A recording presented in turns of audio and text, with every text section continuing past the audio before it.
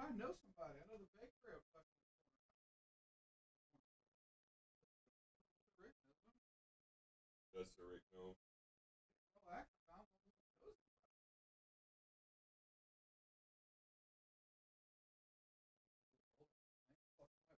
Fuck alone.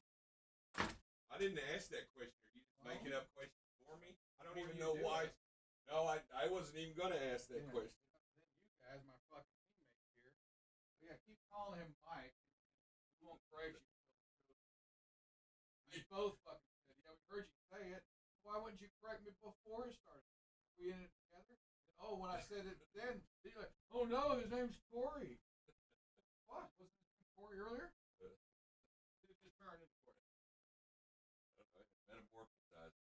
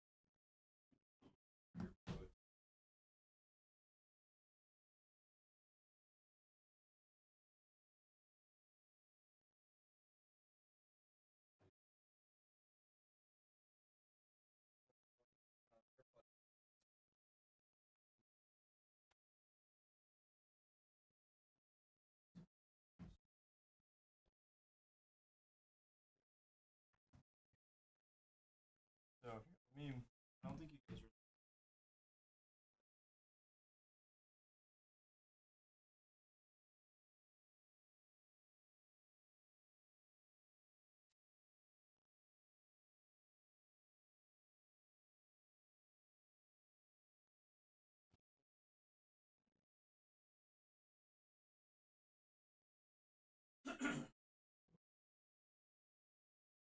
Good. Let's make sure you guys can hear me. Or come here and do test. Stuff. All right. All right. Yeah. So we should be good to go. I'll just kind of talk on whenever we need to move stuff. Yeah. You guys good?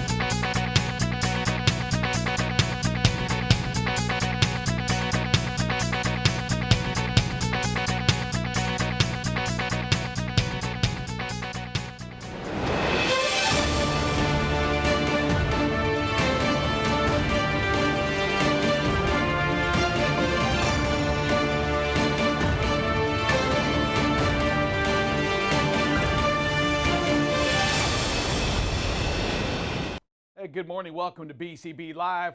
Lots of things going on here, Drive Safe Day. But before we get into the news, into COVID, into Cougars, and we love Cougars, Drive Safe Dave, let's talk a little bit about the one theory that we do know this. It's not a theory, it's a statement. It's actually factual. Iron sharpens iron. And I want to dig into that yesterday. Hey, great interview first before yesterday. No Cell, Corey with No Cell. Phenomenal thing. But before the show, right? We're going to talk about how we here at BCB Live, we come together as one all the time, helping each other out because we are only as strong as the weakest link in here. Yesterday before the show, hey, Corey, if you're watching us right now with No Cell, I want to apologize for calling you Mike, but before the show, and yeah, I need some group participation. You all can team up on me. I'm calling you Mike.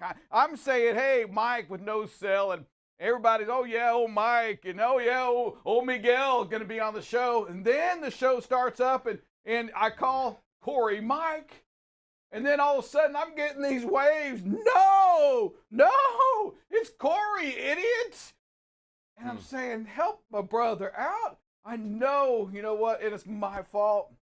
So many high expectations are on me. I'm asking Drive Safe, and my producer over here with the new haircut, the shaved down producer, hey, help my brother out so I don't call Corey. Corey, once again, phenomenal interview on No Cell, phenomenal technology. Sorry I called you Mike, I think twice. I don't. You mentioned it once on the show, and I'm telling you, and funny how this works, and I'm really amazed how I got blamed for his mistake. Once again, I get blamed for Rick's mistake, and I'm very, very happy with that. Yeah, you know, it's you're happy for that. I'm good with that. Drive Safe. We got some. That's my fault. I didn't change the batteries out, I'm sure. Hey, we have Drive Safe Dave getting a little battery change going on there. Hey, lots of news though going back onto the COVID scene, right? We had a highway. You know, I'm going to skip the COVID for a second. We're going to talk just a little bit about Ida and some of the aftermath of what happens with a hurricane. We had a highway in Mississippi. Drive Safe Dave. I don't know if you saw that or not. Highway gets washed out because of Ida in Mississippi. Highway 26, the road is gone. We have some deaths going on. Drive safe. I believe there's 2 confirmed people dead, another 10 or 11 injured, as it was 7 vehicles involved in a 50-foot wide, 20-foot deep hole washed away from water. Yeah, you're driving down the highway, and then all of a sudden the road's gone. And you go into a hole much like this. I mean, what you see there, it's well lit, but I can assure you, when you're just driving down the highway doing 50, 60 miles an hour, you don't see that hole until you're in it. And I, again, yesterday we talked a lot about the infrastructure, right? About how these highways, these roads, and I'm not saying this was an infrastructure. Right. Maybe it was just because of these hurricane. Yeah, the hurricanes that come through. But I tell you, some of the challenges that you have out there on the highway, hey, there are things that you can't predict. Drive safe, Dave. It's dark out there on this highway. What is that, Highway 26? Yep. Highway 26, I imagine it's dark, right? 100% dark out there. And I mean, you talk about situation where you have a lot of rain, but there's no way you predict a 50-foot wide, 20-foot deep hole in the highway. You won't see it. And we lost lives. Yeah, you won't see it. You're driving down the road, you won't see that hole in the dark. You won't see it. It's just it looks like just a regular dark. It just looks like part of the road. And the next thing you know, at 50 miles an hour, 60 miles an hour, you're going off into this big crevice that's been created by the base being washed out under the road and then destroys the road due to high water. Very, very dangerous. Very, very, I mean, I can't even imagine being in that predicament, in that situation, and what you think of. Very scary. And to know that foundation that you entrust out there on the road is not as secure as you would like to think. Yeah, the sheriff from the Mississippi Highway Department said they've never seen anything like this. And No. and you go a lifetime without seeing something like this. 100. Devastating. And again, the infrastructure, the road, situational awareness, it does play a part into it. And what I mean by that is, we've got to watch our spacing, the following distance. We have to somehow look for clues. And I know you're never going to expect something like this, but that can be when the highway's backed up. So many times, and we've seen some videos yesterday or the day before that show that we're not paying attention to the vehicle sometimes in front of us. We're not talking about the black hole during this. Some of the situation awareness is we're coming up on a hill. We have to expect that there could be a backup over there that we're not seeing. Drive safe, Dave. And we can't run into that. We can't run into that fire truck. We can't run into that car that stopped, because of an accident up ahead. Yeah, there's so many ways in which the road in these situations that you encounter, whether it be a blind curve, right? Whether it be a turn that's blocked that you have to inch out into the intersection to be able to see around, whether it be, a blocked railroad track. What I mean by that, there may be 3 or 4 tracks and you have one train in the way, moving out of the way. You need to make sure that the second, the third, and the fourth track are clear, because they're just like another highway out there. There's so many situations that you have to make sure that you understand the potential for danger and how they are. Yes, hey, drive safe, Dave. Real fast, we're going to jump into some of the COVID talk. Here we go. The European Union, Kosovo, Lebanon, North Macedonia have all been removed from the safe list because of COVID, and United States just joined that list from the EU, representing the 27 countries that it works with. So drive safe, Dave.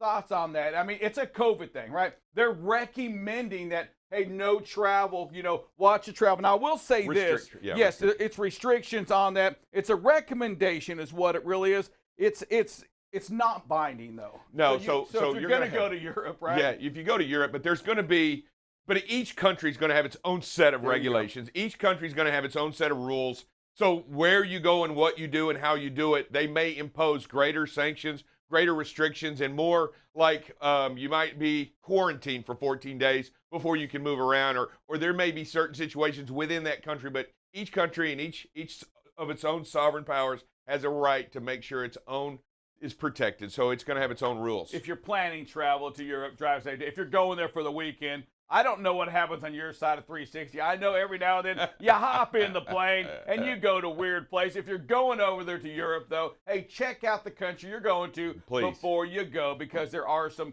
recommendations, different ones out there. Producer? Yeah, it's actually saying here that if you are unvaccinated and travel into most parts of Europe, you are going to have to quarantine for 72 hours and also bring in a proof of passing a COVID test. So either way, you're going to be sitting there for a few days once you land in there. I'm actually unsure of what it looks like if you are vaccinated going into the European Union. Right now, they're just talking about some unvaccinated travelers going that way. Yeah, and we covered it on the news, I want to say a couple weeks ago, but those vaccination cards are getting harder to get. Where the police are making bust on those illegal cards being sold on eBay and Craigslist, items like that. So it's going to get a little harder to go get a COVID card, a vaccination card. You may just have to go get it. So you'll pay for a $50 fake COVID card, but not take the free COVID shot. Hey, yeah, and in other news, completely unrelated, if you guys have a spare $200 and want to come meet me in the parking lot, I might have a card for you. So you know, yeah, come find I mean, me. but the free COVID shot that you can get right here at Walgreens, that's out of the way. So don't watch the guns here. Right there. Look at him, second one. That's a second shot right there. That's a COVID Band-Aid. Second shot. Come here and touch me now. You can touch me. I don't want to I'm touch clean. I'm clean. You can do all you want to me now. You know what? Drive safe, Dave. If you were dirty there, I just made you clean. Is that Sir what it Rick is now can touch you and spread across the good, the antivirus. I think I don't really need you touching me. I'm good. I'll just stay dirty. I don't know if that's what it's going to take. But no, I'm just saying that I understand a lot of it, but they do know that there's going to be a lot of different restrictions of travel. Even in the United States, we're seeing a huge surge, right? We're talking lots of numbers. I watched the news yesterday, and there was a huge number still in the hospitals. A lot of hospitalizations. A lot of people still getting sick. Yeah, they definitely are. And listen, we're going to encourage and continue to encourage each and every one of you to make sure you're washing your hands Absolutely. for greater than 20. Make sure you have a mask on. And if you haven't done it, try to go get that COVID. They are free. You can just walk in. You may have to wait a minute, Yeah. but the lines aren't crazy. Nope. Miss Kendra and myself, hey, listen, we got both our COVID shot 1 and COVID shot 2 on just walking in. Right. It's okay. I mean, they'll make room for you. There's not that many lines out there. And listen, if we want to stop this thing, we've got to make sure we're doing our part. And sometimes, and all the time, we go this way. That means you need to still wear your mask. You need to stay away from large groups right now. You know, it's so many cases that the hospitals are getting full again with a lot of youth. Yeah, I think a lot of the unvaccinated. Remember, we started with the elderly, and then we moved slowly towards the youth, and a lot of youthful people have that indestructible attitude that, hey, I'm good, I'm strong, and if I get it, I won't even show symptoms.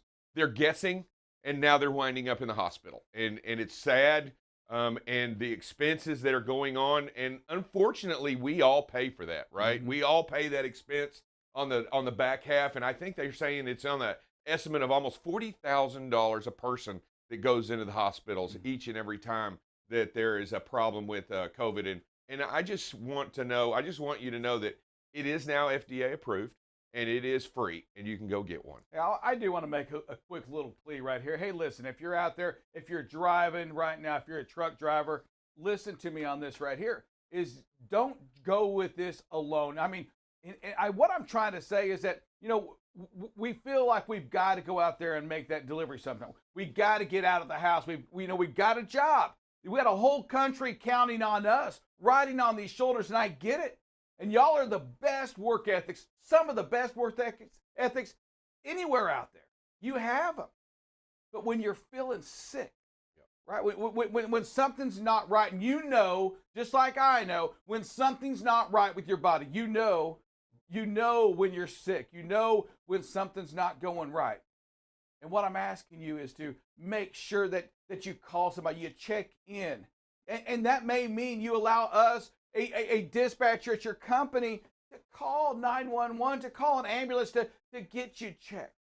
We just want to make sure that you're staying safe out there. It's that critical for us. Drive safe, Dave. It's heartbreaking. We've had a couple of listeners, right? Groups from people listening that have emailed us in with deaths in their company, and it's real. Right.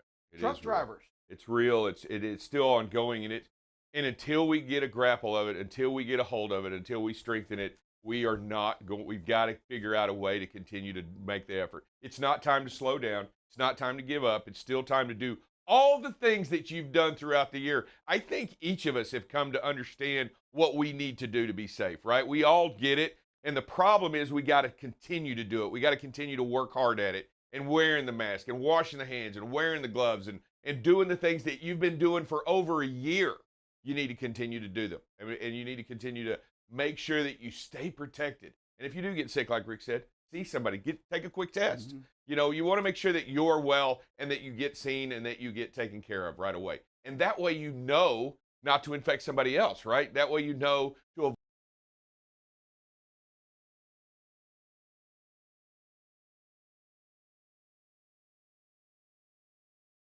avoid other people. Hey, we still have more coming on. We have some nice, I'm telling you, Drive Safe Dave, Cougar, I want you to look at. We're going to look at some news at these sports going on and fires getting ready to hit that Lake Tahoe area where you were just at. We're going to talk about some of that in about a minute and a half. This is BCB Live. We're the safest station in the nation.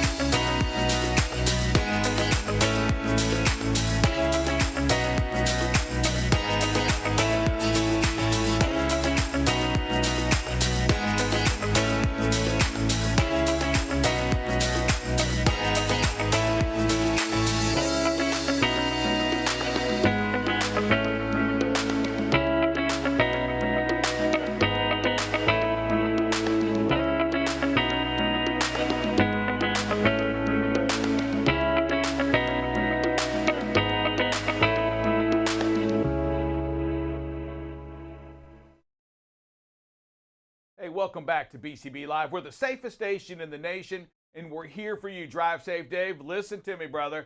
Listen, I know, you're one heck of a man. I see it when you walk into restaurants with you. The women are checking you out. And Drive Safe Dave, I have a cougar story for you up in New York City. All right. And did you see that? A 200-pound cougar, That's a crazy. 200-pound, 11-month-old baby cougar, just as cute as could be, it's a pet in an apartment. Okay, that is not a pet. That's high on the food chain. I'm just saying that's probably right there level with us. So this is Sasha. And so she's got a name, and it's a cute name. It makes you want to just kind of that's a great to cuddle cougar up to Sasha, right? Cuddle up to Sasha. Hey, Sasha, how do you sleep with the cougar running around the apartment? I'm just curious how that goes. You know what? Can you imagine it sitting up on a dresser or something, looking down at you while you're trying to sleep? I don't think I can get comfortable.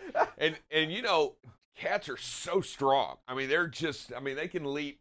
I mean, just a regular house cat can leap over your head, and this thing right here probably can just tear you apart. And I'm just curious. So you walk the Sasha into the apartment the first month or so. So keep in mind, Sasha's 11 months old in this one. So the first month, you could probably get away with it. At some point, I'm thinking, you know what? The neighbors, I don't know, honey.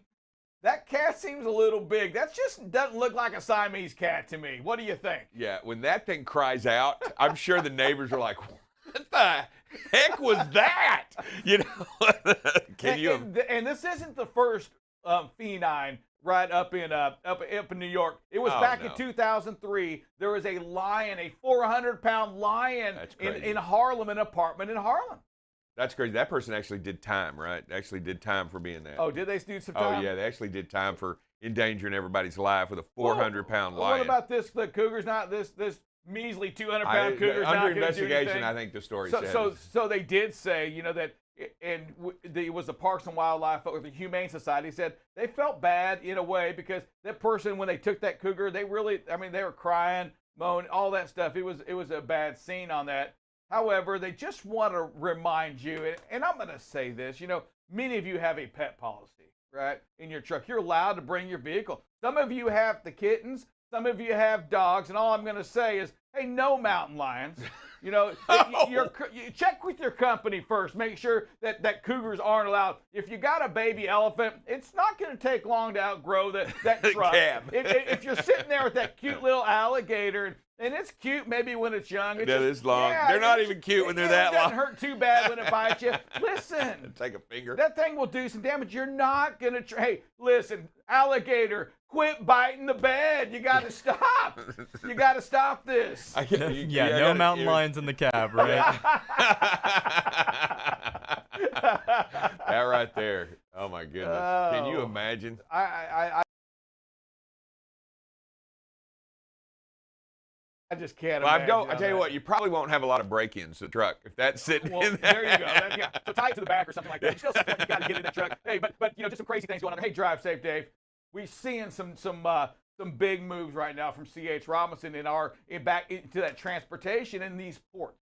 Right. So every port, every major port, C.H. Robinson has put a congestion fee charge in there. It begins today. This is day one of a $175 charge for every port there, any large port in the United States, and every rail in Atlanta right now is also going to have that same surcharge in it. Yeah, they're seeing a huge backup and a backlog, and so they're trying to offset that cost that the drivers are getting in detention charges, basically by using that surcharge to supplement the income for the driver who's being stuck there for hours, making sure that they can continue to get paid. Yeah, you know, if you look across this nation, just a lot of independent contractors really run those rail, those ports, all those ports. They're just getting detention after detention, waiting on these ships, right? Waiting for the unloading, waiting for a chassis to come through. And they're going to, at some point, they say, I'm not pulling it because they're not getting paid. Well, CH has said, you know what, we're going to include, we're going to surcharge this no matter what. Right. Even if you get, and you're still going to pay detention is what will happen. And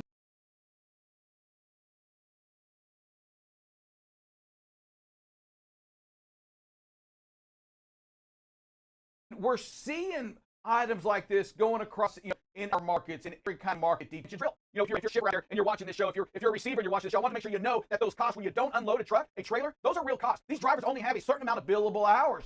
Call it 11 hours. That's all they can bill you. And when 3 or 4 or 8 of them are sit at your dock because they can't get unloaded because you're first come, first serve, listen, that's not an excuse. That was 20 years ago. That was 10 years ago. But it's not today. That first come, first serve, it doesn't mean anything anymore because you're eating up hours, and carriers have to make that money or they're not going to pull your freight.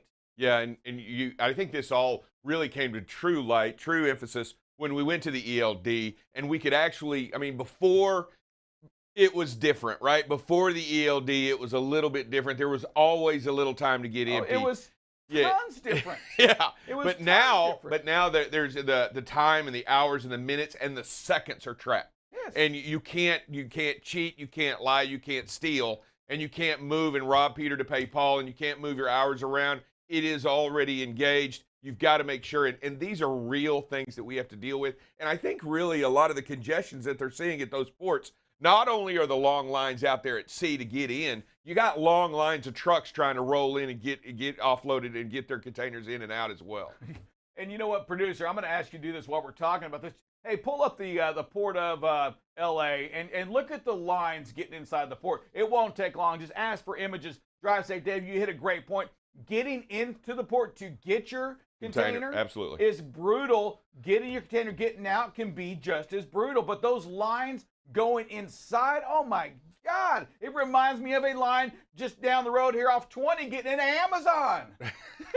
I'm telling Crazy. you. Hey, you folks, you Crazy. big shippers. Hey, listen, I know you're Amazon. I know that. You swing a big stick, right? They're big shippers. You don't have the right, drive safe, Dave, to make these trucks wait all the way out on the service road. Boy, it just hurts my heart when I see drivers sitting and waiting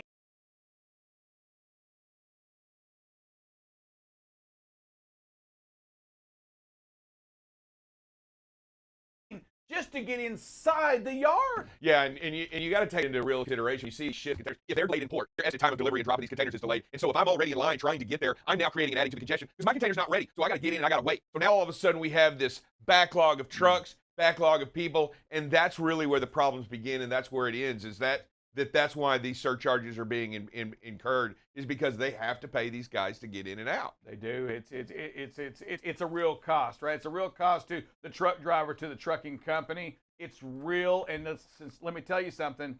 If you're not getting charged yet, get ready. It's coming to you, Absolutely. to a city near you, real quick. Hey, Drive Safe Day, fires. It's still a big story right now. You spent you had a little vacation up in Lake Tahoe, and we're seeing the news there. Fires they're all over that area. Yeah, there was a lot of evacuations mandated on Monday, and I know that the highways were congested, but this fire is fast encroaching these larger metropolitan areas around the Tahoe area, these resort areas. I know that the casinos and these places, but all these lodges, I think they said something on the estimated of 20,000 structures and stuff like this is estimated in the path of the fire. There is a lot of danger, and I'm telling you, this region is gorgeous, and it's fixing to get scorched away. I was there just not too long ago, and you talk about a beautiful area as I circled Lake Tahoe. It is great and beautiful trees, and it is drought-stricken and very, very ready for a fire. And they're looking for some big gusts this weekend, 30, Oh, my 35 goodness. mile-an-hour gusts coming Not through. helping. It's just everything they don't need is getting ready to happen today and tomorrow. Producer?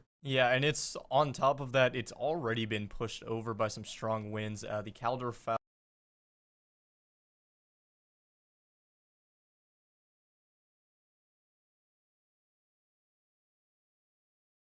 actually crossed over two major highways and has already been burning down mountain cabins and as continues down the Tahoe Basin. So there's also a lot of thick smoke that's even preventing some of the air helicopter firefighters from doing the operations over the period of last week. So since then, about 24 helicopters or so and about 3 air tankers have dumped a few thousand gallons of water on the fire, but it's still burning and it's still spreading over Lake Tahoe as we speak right now.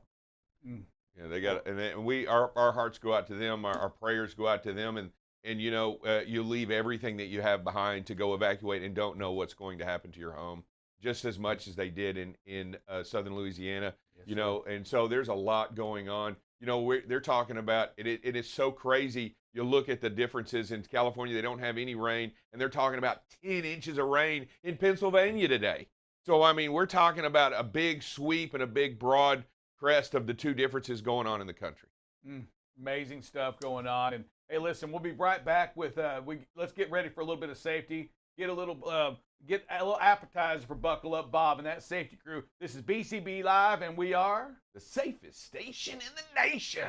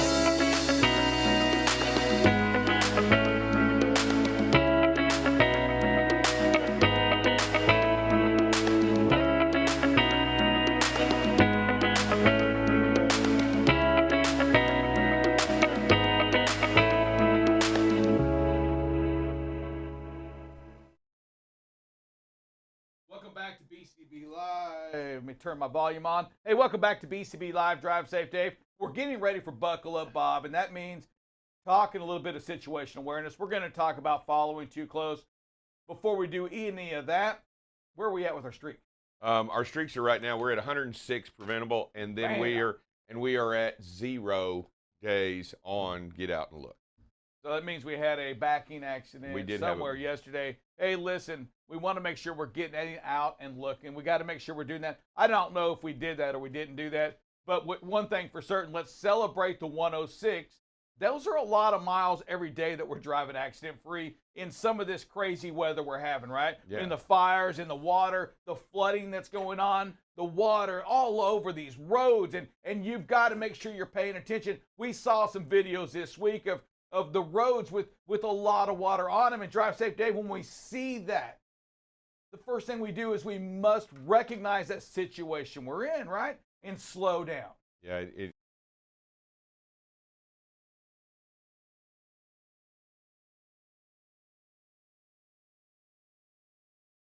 in most of these adverse weather conditions, it requires you to go at a much slower rate of speed just to be safe. You must make sure that when you identify the problems, whatever they may be, whether it be high winds, whether it be rain, whether it be smoke, or whether it be fog, or any of these situations, they must be adjusted. Your speed must be adjusted accordingly in order to be safe. There are times when you can drive, and you know what? There are times when you can't drive, Sir Rick. There's times when you need to make the decision, you know what? This doesn't look right, doesn't feel right, and I know it's not right, and that's what you need to do. Situational awareness as well means that when you're running down that highway and you're coming across a curve that you may have to slow down and Drive Safe Dave, talk to us about that shirt you got on. Yeah, usually I try to wear a shirt, different sign every day to bring some awareness. This right here says that the curve that you are entering, if you at a speed, it may be unsafe or it is a possibility of a rollover. So if you see this before a curve, you know to slow down, because typically when these signs are put up, a truck is already fallen over. A truck is already rolled over, and many of them, maybe more than one, because that's what makes these signs go up. So that means it's happened before in this spot. So look at this, slow down, and go through it at a much reduced rate of speed. Yeah, so when speeds are reduced on the highway, when speeds are reduced going through neighborhoods, it's usually for a reason. They're not random signs. You bring up a good point there, Drive Safe Dave. It probably means a truck's tipped over before. Absolutely. They don't just put these up. They don't just put these up because, hey, that looks kind of weird. Well, the reason these go up is because it's done before. And a lot of the times, traffic signs and stop signs, stoplights are put in areas and regions and spots where accidents have happened many, many times, and they've required a sign to go up. Or even those, when you see a stoplight ahead, a lot of the times they aren't identified, and people have run through and said, I didn't see the sign. That's the reason these signs go up, because they've identified a problem, and here we are, we're warning you of the danger. Yes, signs everywhere. There's signs. We've got to make sure that we are reacting to those signs. It's what we do. It's part of being safe. It's recognizing where you are. It's recognizing that you are in a construction zone, and you just have to slow down. Right. You don't have a choice. And remember, we want you to slow down for this one reason, because if you slow down, the traffic behind you is going to slow down, because you are the ones that own that highway. Yeah, you can control that speed. You can save lives from those construction workers out there. And Drive Safe Dave, it's so stinking dangerous. We've seen videos of those construction workers out there getting just, in my opinion, too close to the road anyway. Oh, I've seen them out there unprotected in the middle of the rain, and just with a light flashing on the side of the road. You've got to be a part of that. You got to be a part of the solution, not a part of the problem. And when you do slow down, just know that you're doing the right thing. We don't care if people get irritated by big trucks being in the way, because you know what? You are the kings and the queens of the road, and you need to make sure that you're doing everything that you can to make it safe for everybody out there. And sometimes that means doing things people don't like, right?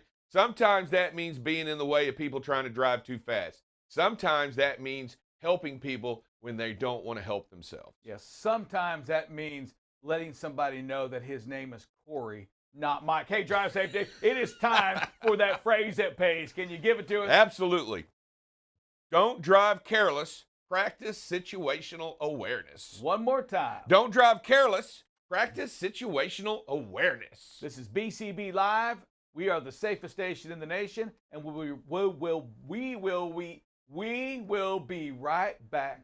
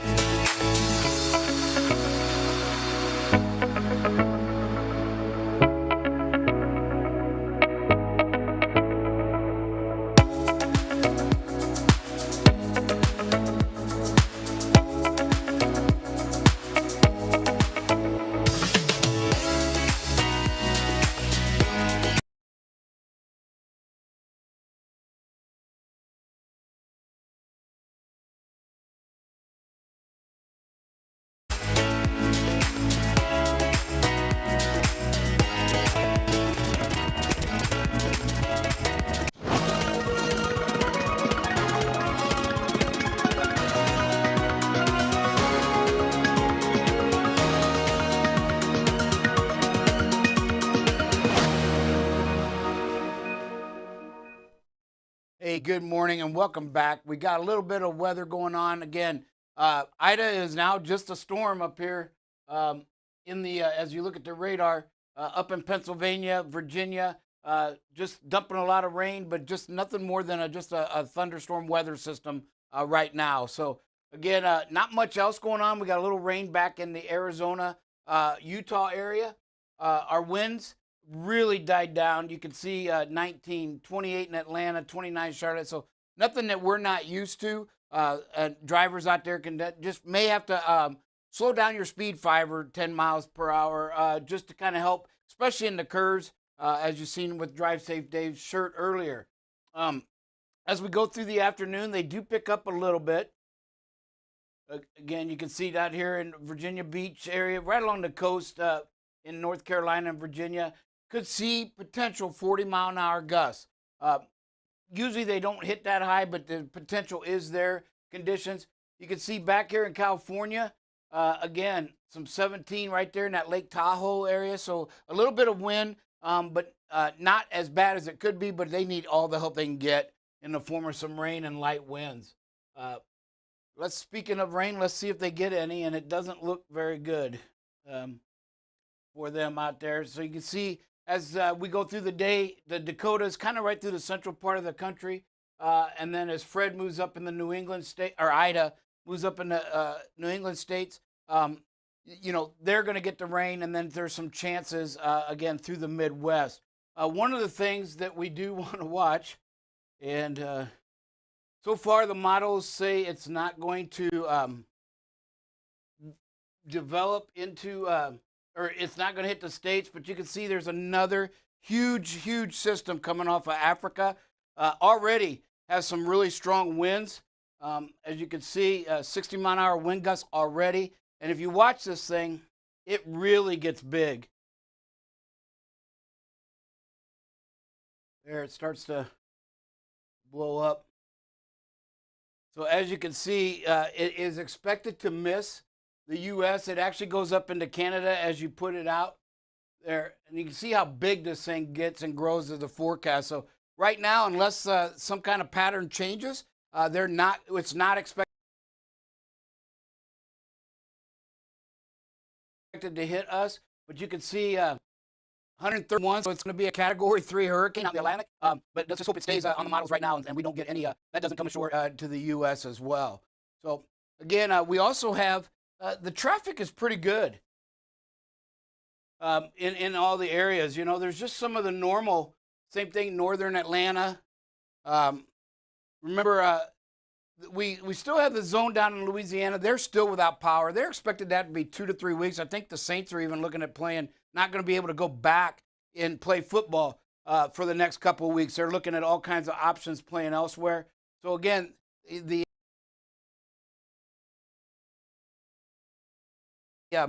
cleanup has started. but they've got a lot of power outages that are not expected to be solved soon. You can say Houston's got a lot of issues going on this morning, especially in the southern part. Dallas, again.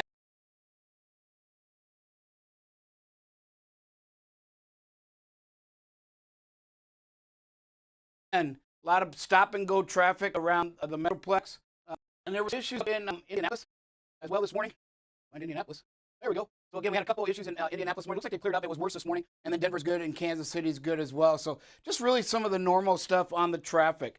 We'll take a quick break and be right back with some safety.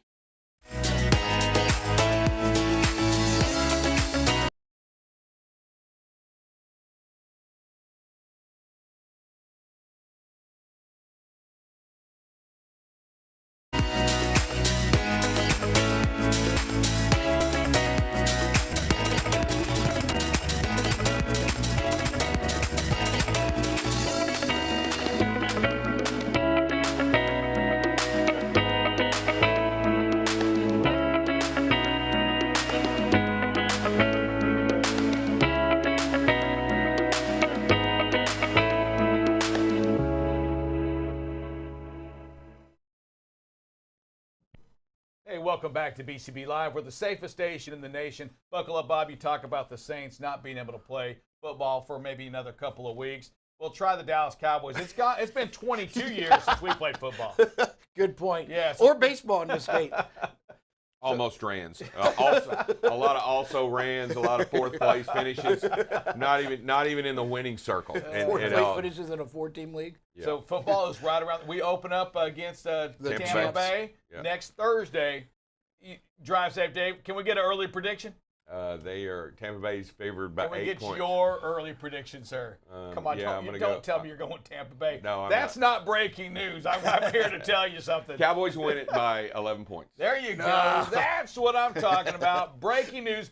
Go take your money, cash in all your annuities, go to Vegas, put the money on the Cowboys, and matter of fact, give Vegas some points. Go crazy on that side right there. We like that right there. Don't give them the points, but I'm saying Cowboys by 11. Oh, no Buckle way. up, Bob. What is happening in your world of safety? Oh, man. Hey, we had a backing accident, and it's just amazing how these things just time out with the topic for Wednesday, which is get out and look. We've got to get out and look. It was minor, don't get me wrong, and a lot of, knock on wood, we've been lucky with the backing accidents, but backing accidents are 100% preventable, every one of them. I mean, you just got to get out and look. Still looking on the investigation on this to see if we did actually get out and look, but we clipped a hood mirror on a vehicle at a truck stop, which is where most of the R's happen. We either get hit at truck stops or we hit somebody at truck stops, so it's critical. About some of the things that drivers can do, driver managers can do is, hey, watch your hours. There is no reason that they have to wait till 15 minutes and try to squeeze into somewhere. If you find a good, safe place to park and you still got 45 minutes on your clock, that's okay. We actually try to dispatch on a 10-hour driving day, not 11 anyway. So we've just got to get that drivers to understand, hey, get to the truck stops as early as you can, within an hour or so, and go ahead and shut down and be safe. Find that safe place to park, avoid the high traffic areas, avoid the fuel pumps. One of the downsides of that is that's where the truck stops cameras are focused. So when we get in these safer areas away from the traffic, we also don't have the video. We got hit yesterday in a hit and run kind of thing, and there was no camera videos of where that our driver was parked. So, it's just one of those catch-22s, but at the end of the day, just shut down and plan to shut down. Within that, you really should be in that 1 to 30 minutes, and not go past that 30 minutes unless you run into a little bit of traffic. Hey, I got plenty of time to get here, and then you run a little traffic. That's what it's there for, but you want to look at shutting down with an hour, but you got to get out and look. I mean, it's just that simple. It has to be 100% of the time. Every time you have to get out and look. Yeah, so buckle up, Bob. I'm going to talk just a minute about that because it was 11 days, and it was 8 days before that, then 30-something days on that. One thing that we on the insurance side, okay, I'm speaking to you from an insurance broker, from anybody, is frequency. You know what? The more frequent we back in, and it's a little thing, right? And it's the second little thing we've had that we backed into. Well, it's just a matter of time when frequency goes up that little thing's going to become a big thing. And that's the part where you've got to get back to the basics, whether you're driving going forward or driving blind going backwards, is that you've got to literally get out of that truck and look, because the more often we back into something that is minor as it can be a pole, but it could be a kid. And that's the part that I want us to know. And I'm not saying anything about this backing accident right here. But if you're not getting out and looking, if it's not part of your day, if it's not yet a habit, listen, make today the very first day that you start working towards it being a habit. If you find yourself backing up,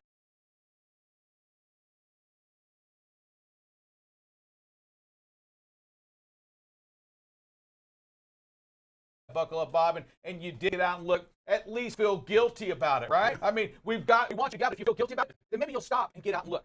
Everything we do and we talk about, it requires action. You know, we talk about backing up, and we talk about backing into these spots. We drive these trucks every single day, and one of the things that you have to take into consideration is when we adjust our tandems, the pitch, the swing, it differs every single time that you change, every single time that you back up. You've got to make sure that whatever it is you do, you walk back there and you judge fundamentally where your tandems are and where you're backing up, and understanding your swing, because it's going to change as you change the weights, the scale, the difference, and you get on the scale and you got to move it forward or you got to move it back.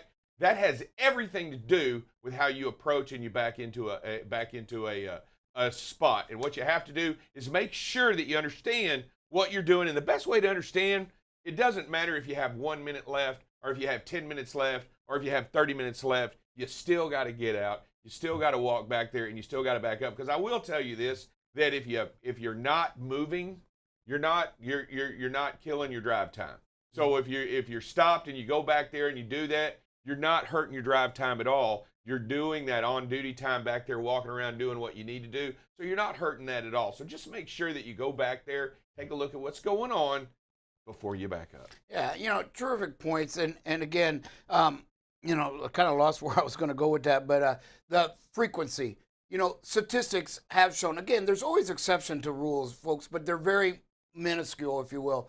But frequency does lead to severity in almost every case, and that's why the insurance companies do look at that. And we've lost a few drivers where we've talked, and they keep doing these little ones. Never had the big one, right? Never had an issue out on the highway, but it was just, it was kind of a big one waiting to happen. And so it's really important that when we talk to you and we show you the videos and we discuss them, that you keep an open mind. It's a hard issue where you just got to get out and look and realize, hey, I've got a problem in this area. Let me try to fix it and work on it. Don't just assume, hey, it's small. The other thing in recent conversations with drivers, what I'm hearing a lot is, fault. They focus on the fault. And remember, we talked about a month or two ago that we got to get out of the fault way of thinking and get to the preventable side, right? We have to prevent them. Whether it's our fault or not is immaterial, because you just got to ask yourself, has anybody ever died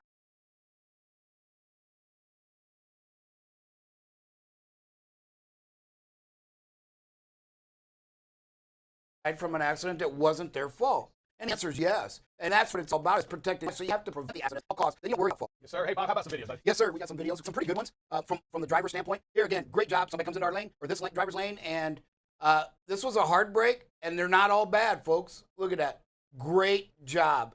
The speed was slow enough that even the hard brake isn't going to cause an issue behind it. If somebody's tailgating you, the one thing that DOT does say that is almost a slam dunk as far as unpreventable is if you're rear-ended. That's up to that driver. Yes, you can slow that speed down, and this driver did that. The speed was going real slow, and you almost see this pickup truck trying to he's sharing your lane. He's kind of getting over there, too. He doesn't understand between the lines theory.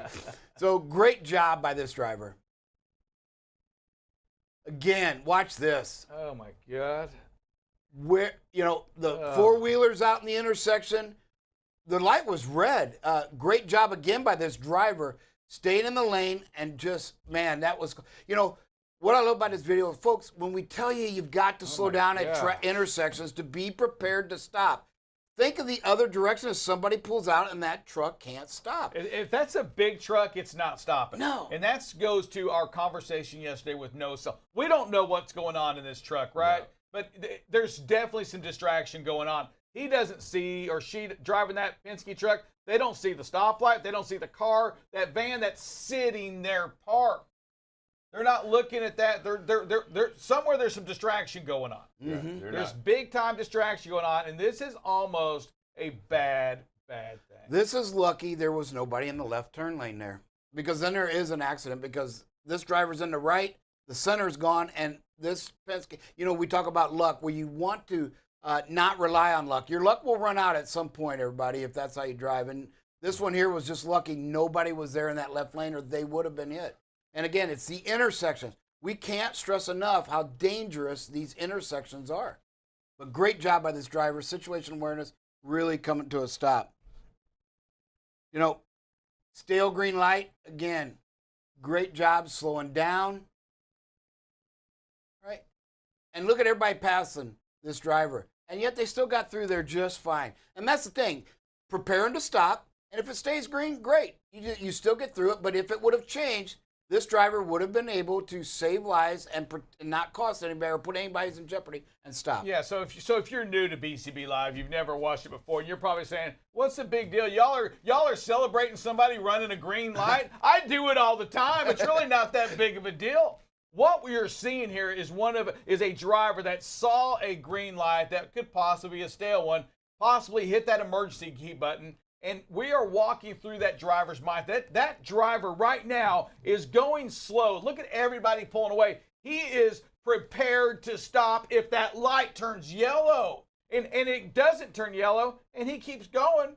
But had that thing had turned on him and driver said, "David, I'm waiting for it to turn yellow because it's green an awfully long time." Yes. It is definitely a stale green light. But you know what? Great job. Great approach. Great managing the flow of traffic. Everybody's trying to get around you, going to jump in front of you, going to do everything crazy, and all you're doing is doing what you need to be safe. I want to keep this going here. Situation awareness. I'm driving down and I'm looking to my left. Look at that big old line of traffic to your left. It tells you they've been waiting a while. Yeah. It just tells you that green light I have right now, it's going to change, because there's traffic all the way down the left. If you look on the traffic coming up on you, there's 4 or 5 cars getting ready to turn left. They've been sitting there a while.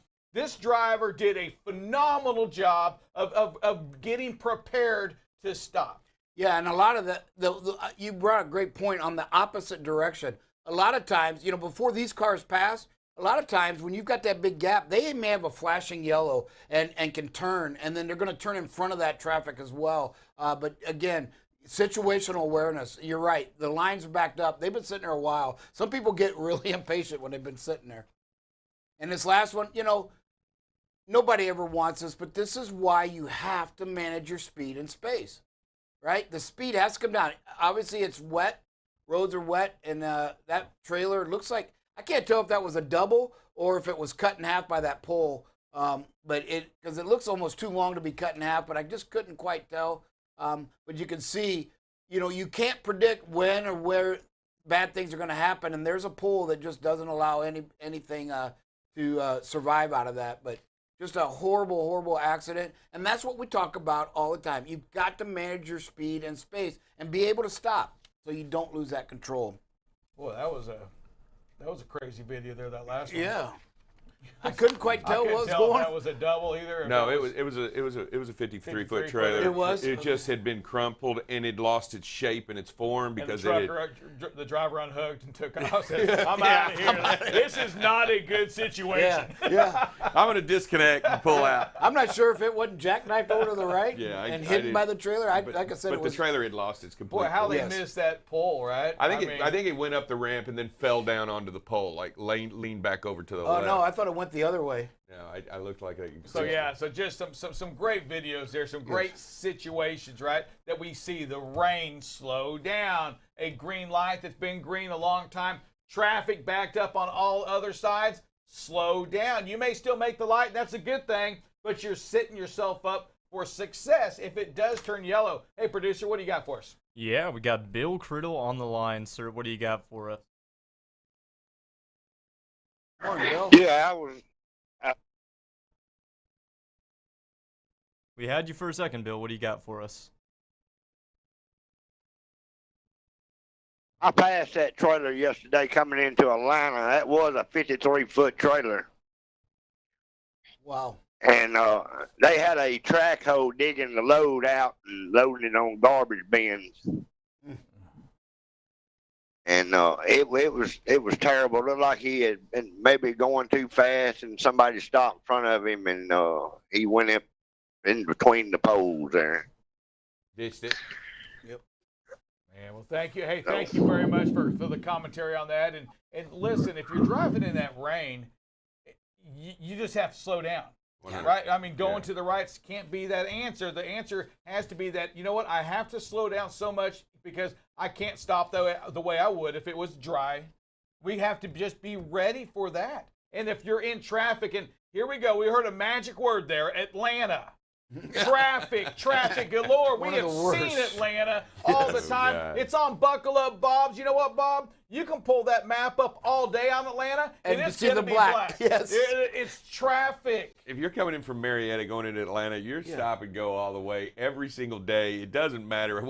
It's stop and go every day. And anywhere around that loop, all day long, you're going to have stop and go traffic. I don't care how fast you get over to exit 12 to the Petro. It doesn't matter. You're going to have to slow down. You're going to have to be careful. And there's multiple lanes of traffic, and it's raining out there. Look, what we really need to understand is you've got to control that space right in front of your tractor. You need to control that area every single time because that's the magical area.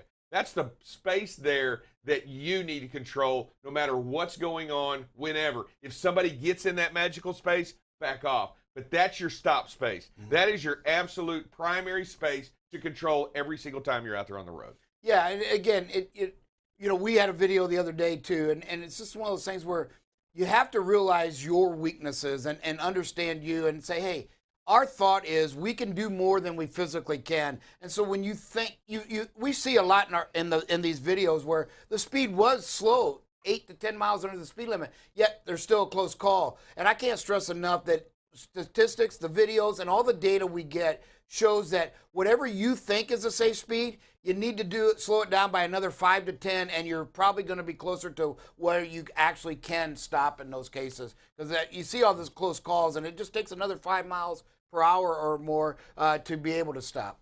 So we want to make sure we're getting this point too as we get ready to close the show out. That the distractions while you're driving, the situational awareness, knowing that you're in the rain, knowing you're in snow, that your truck, your trailer, your equipment, you just can't react the same way. Knowing that if you're tired, right, you're worn out, you didn't sleep well last night, according to your logbook, you got a full book. Yes. You got a full book. What do you mean you can't make it? Because you're worn out, because you're sick. Maybe you have COVID. Maybe you have the flu. Maybe you know somebody that has that or is going through something and you're just worried and you can't sleep. You've got to understand situational awareness. It also means how you are feeling, not just the situation around you, but Drive Safe Dave, how you, the human, the one driving that, how you're feeling. And if you're not feeling up to par, if you're not feeling well, if you're sick, if you can't drive that and protect life, you've got to get off the road. Yes. And everybody needs to be real with themselves. They got to make sure that they're honest with themselves. We're all like, oh no, I got it. But there's a moment in which the most important part of that driving is not the tractor, it's the person behind the wheel. And to understand where you're at, what you're doing, make sure you make that good decision, like Sir Rick says. Yeah, there's a thing out there where super trucker means the guy that can go through anything. But at BCB, the super trucker is the one that recognizes the situation, that recognizes that they didn't have enough sleep.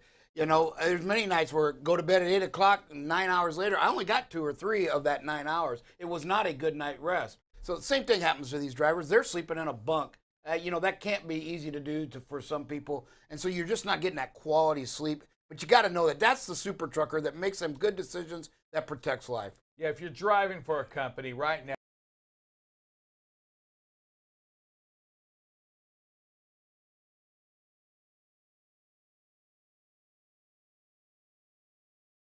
it's not the right company. And I can tell you this, if you're watching this station right now, that your company also is a believer in the BCBs of trucking. We've got to make sure that you know that and you have the courage and not that own pressure. Drive Safe Day. Sometimes we put pressure on ourselves because I've never been late before. That's not me. And you know what? It may be you today. If you're not safe, if you're not able to be that safest trucker, you have to pull over. BCB Live, we're the safest station in the nation, and we're here to help you, the trucker and the company, be safer and protect life. Drive safe, Dave. You want to end this with a prayer? Sure. Hey, dear Heavenly Father, we gathered before you today to ask for your help today. Help in us to be safer, be better, and to know more and do more, and be a blessing upon all those that we meet in so many ways. Father, and we ask also that you protect our drivers out there. You protect them, you watch over them, and you keep them safe. Our hearts and our prayers go out to those people out west and those people in the south that have both had major devastation go on in their areas. Father, we ask that you comfort them and aid them and give them the strength that they need to endure and to go past this moment in time. Father, we ask all these things in your name we pray. Amen. Amen. BCB Live, the safest station in the nation. We'll see you this afternoon. Bye, everybody.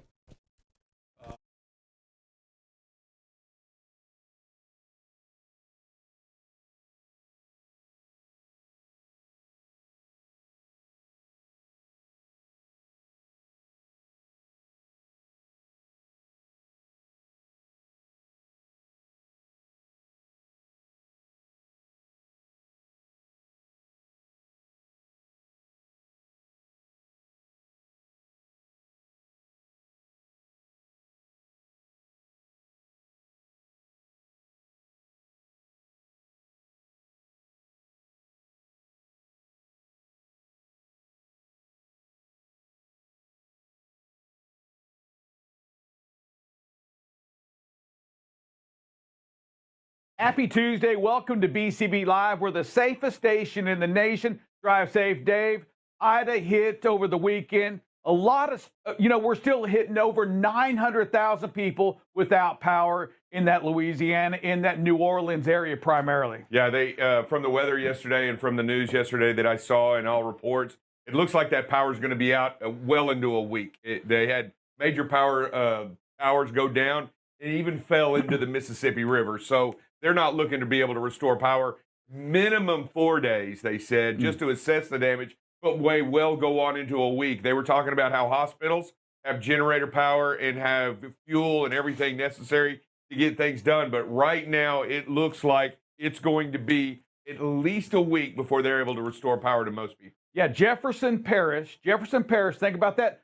400,000 folks that may be without power for up to 21 days is what they're reporting on that. So pretty significant as we talk about this. Slidell, Louisiana, not sure if you read that in the news or not. There was a person in Slidell, hit very hard. Slidell was attacked by an alligator swimming in those waters, the flooded waters. Alligator attacked the gentleman, lived.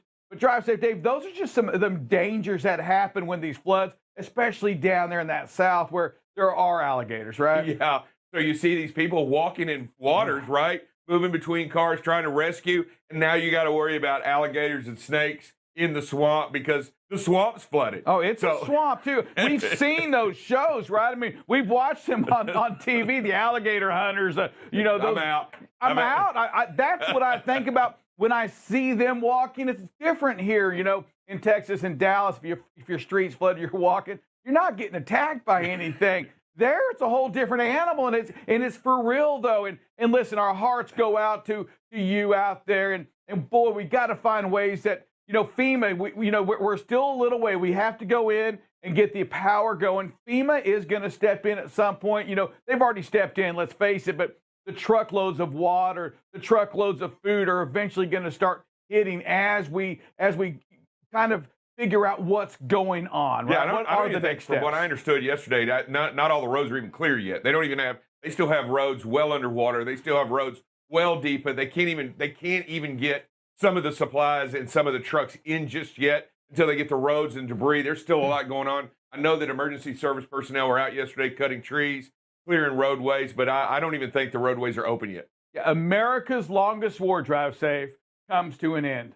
What are your thoughts on that? You know what? It is as always these long wars that we are engaged in, whether it be Nam or whether it be Afghanistan. We're pulling out. I feel like we didn't really succeed in the mission that we went there to do. and fulfill the, I guess, what we would call the democratic dream in the region. And once again, the people that we pushed out when we went in have taken back over. Yeah, 100 to 200 Americans still being left behind. We do know that count, but tens of thousands of some of our allies being left behind in Afghanistan. Drive safe, Dave. Those are the issues as we pull out. Those are the ones that your hearts really go out to right now. Is my God, what are they going to do? How are they? They are being hunted. Drive safe, Dave. Yeah, they are being hunted, and you know what? They're going to be used as a tool against us for leverage. I mean, that is the biggest fear right now. They're going to be used as a leveraging tool to get what they want, to set whatever price they want, or to say whatever they want. So right now we fear for their lives, and we've got to figure out a way to get them out of there and to make it safe for them as well. Yeah, hey, drive safe, Dave. Some things that you and I were talking about before the show started. We were talking about the levee, right? And the successes that occurred from this hurricane right here. We see it in that there wasn't as much flooding as there was back in Katrina. And there are some successes that we take back from the infrastructure, the amount of money that went in to protect us here, to protect this country, or to protect Louisiana from that. Yeah, the United States Corps of Engineers went in and reinforced, rebuilt, and in some places redid completely there you are. Redid completely the levees in there with the United States Corps of Engineers and made it better, made it brand new basically, and built it up so that it was there. Yeah, the infrastructure. Let me tell you something. I take some comparisons and I make it to what happened in Louisiana with the levees, and I make it to the bridges, to the highway systems that we have right now. This Hurricane Ida, was much more powerful than Katrina. We saw what happened with Katrina, right? And I make the comparison to the highway systems today to Katrina. Katrina, our highway systems are much like Katrina's was. The levees were. They're not sound. They're not safe. We saw it in Memphis, right? We saw it in St. Paul, Minnesota. What happened in Louisiana, pre-Ida was devastating. The successes from Ida, the money that went into to repair that infrastructure, make the levee safer, it really did prove out during this. And drive safe, Dave, this infrastructure, we've been talking about it for years. When are we really going to go in there and invest in these bridges, invest in this aged highway system? Do we wait until it's too late? Do we wait for another Memphis? Dan Gumman, drive safe, Dave. Do we repair the infrastructure? Do we take it serious when we have one more Minneapolis? Yeah, no, I tell you what, I looked at, and you can look at the pictures that we had from downtown New Orleans, not just the levees, Sir Rick. You look at the pumping system that was rebuilt and redesigned, and you could see Louisiana, you could see Bourbon Street, you could see downtown New Orleans, you could see they did not have deep water nowhere out because the pumping system was working, and that was the infrastructure you're talking about, behind the scenes working, that underground stuff, that stuff that you take for granted. And that's what we're talking about, underground, that base under these roads that have been neglected for years. I mean, and a road's only as strong as its base, and it's not just the roads. You talk about bridges, you talk about all kinds of everything, parking lot, parking for on-ramps, access ramps, state highways, roadways, everything that goes into effect. You're talking about the infrastructure that needs much, much money and needs much attention. Yeah, we've got to spend the money. We've got to spend the time. We've got to repair these bridges.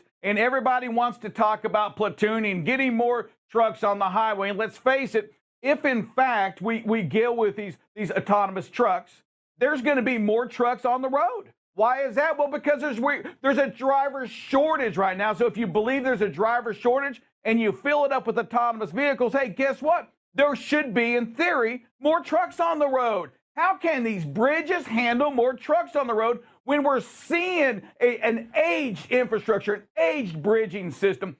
How can we platoon on these bridges that can't carry that much weight? Drive safe, Dave. Do we once again wait until it's too late? Or are we going to really go out there, put that infrastructure in, get these highways fixed up, get them ready for real transportation? We see it in Oklahoma. You talked about the old dreaded 69, right? Ooh. You love that highway? No. No, I don't. That's the bumpiest road one of the bumpiest highways I know. You cannot sleep in the sleeper. That is not a team highway, I can tell you that. Or you're just bouncing back. You know what? It's not too, and we're going to kind of go into, we have a special guest today, but the distractions. When you're on 69, when you're on some of these highways, there's no time, there's no place for you to have any distractions going on. You can't be on that phone. You can't be watching TV. You cannot even be watching BCB Live while you're driving. What? Let me tell you something. That goes against what we're doing. It's about safety. The BCBs are being safe and putting safety above everything. Drive safe, Dave. We start the new year every year taking a pledge, right? I'm gonna lose weight this year. I'm going to the gym, baby. Yeah. Yeah. Wait till you yeah. see these guns in a year from now. We start it every year, and we struggle as people to comply with it.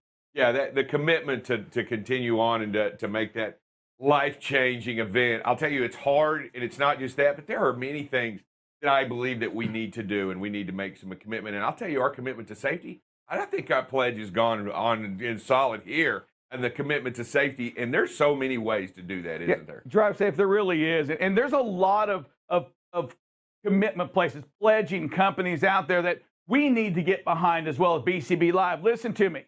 If you're out there and you're a company, you're an NDD.org, and that means distracteddriving.org. If you're out there, we want to hear from you. We're going to call you in because we're going to get behind one or two of these organizations, Drive Safe, Dave, to help protect those on the highway, right? From folks being on the folks that are distracted. Let's face it, there are 3 accidents a minute caused by distracted driving. Yeah, I know. And I think one of the greatest things I saw on the distracted driving pledges is that it's not only when you're driving, it's even when you're a passenger. It's when you're there. Make the pledge for always. So if you're there and you're the passenger, find a way to make it less distracting for the driver. And Drive Safe, what if I told you there are ways out there to help us with these commitments? It's like you waking up and there's a bodybuilder, somebody said, come on, let's go work out. What if that was there today? Would you take it? I probably would. And I'm saying there's companies out there, and that's who we have today. It's No Cell. It's Mike. And Mike, we're just going to call you Mike today. If we get you back on the show again. Oh, Corey. Sorry. Corey. Why am I saying Mike? Corey. I don't know, because that last name got me all that last name's got me jacked up, I guess. I went with an easy name. Hey, Corey, good morning to you, sir. How you doing? Good morning. I've been called worse, Rick, so don't worry about it. I was thinking Mike all day. I think I really was stuck on that last name. Hey, tell us, how do you say that last name? It's Wanarovich. Wow. Wanarovich. Wanarovich. Of course. I could have told you that. Very simple. Great stuff. Hey, Mike, tell us a little bit about your company and what it is that you help this trucking industry do. So we have the industry-leading anti-distracted driving technology, and what it is it's a solution that allows commercial fleets to supervise the phone for the driver and physically remove any of the apps from the phone that the fleet manager or risk manager does not want their driver to have access to while they're driving, while the vehicle's in motion. Hey, Corey, hold on. Let me get Corey, it sounds a lot Big Brother-ish, so talk to me. I know you've got to get that question to you. Oh, absolutely. So, companies have cell phone policies, right? So we give the company the opportunity to enforce their cell phone policy, because any policy that's not being enforced is a liability instead of an asset. The companies the ability to say, hey, look, the FMCSA says it's a hands-free policy, one touch. And so we are giving them the ability to enforce this policy by taking the number one distraction out of the cab and by enforcing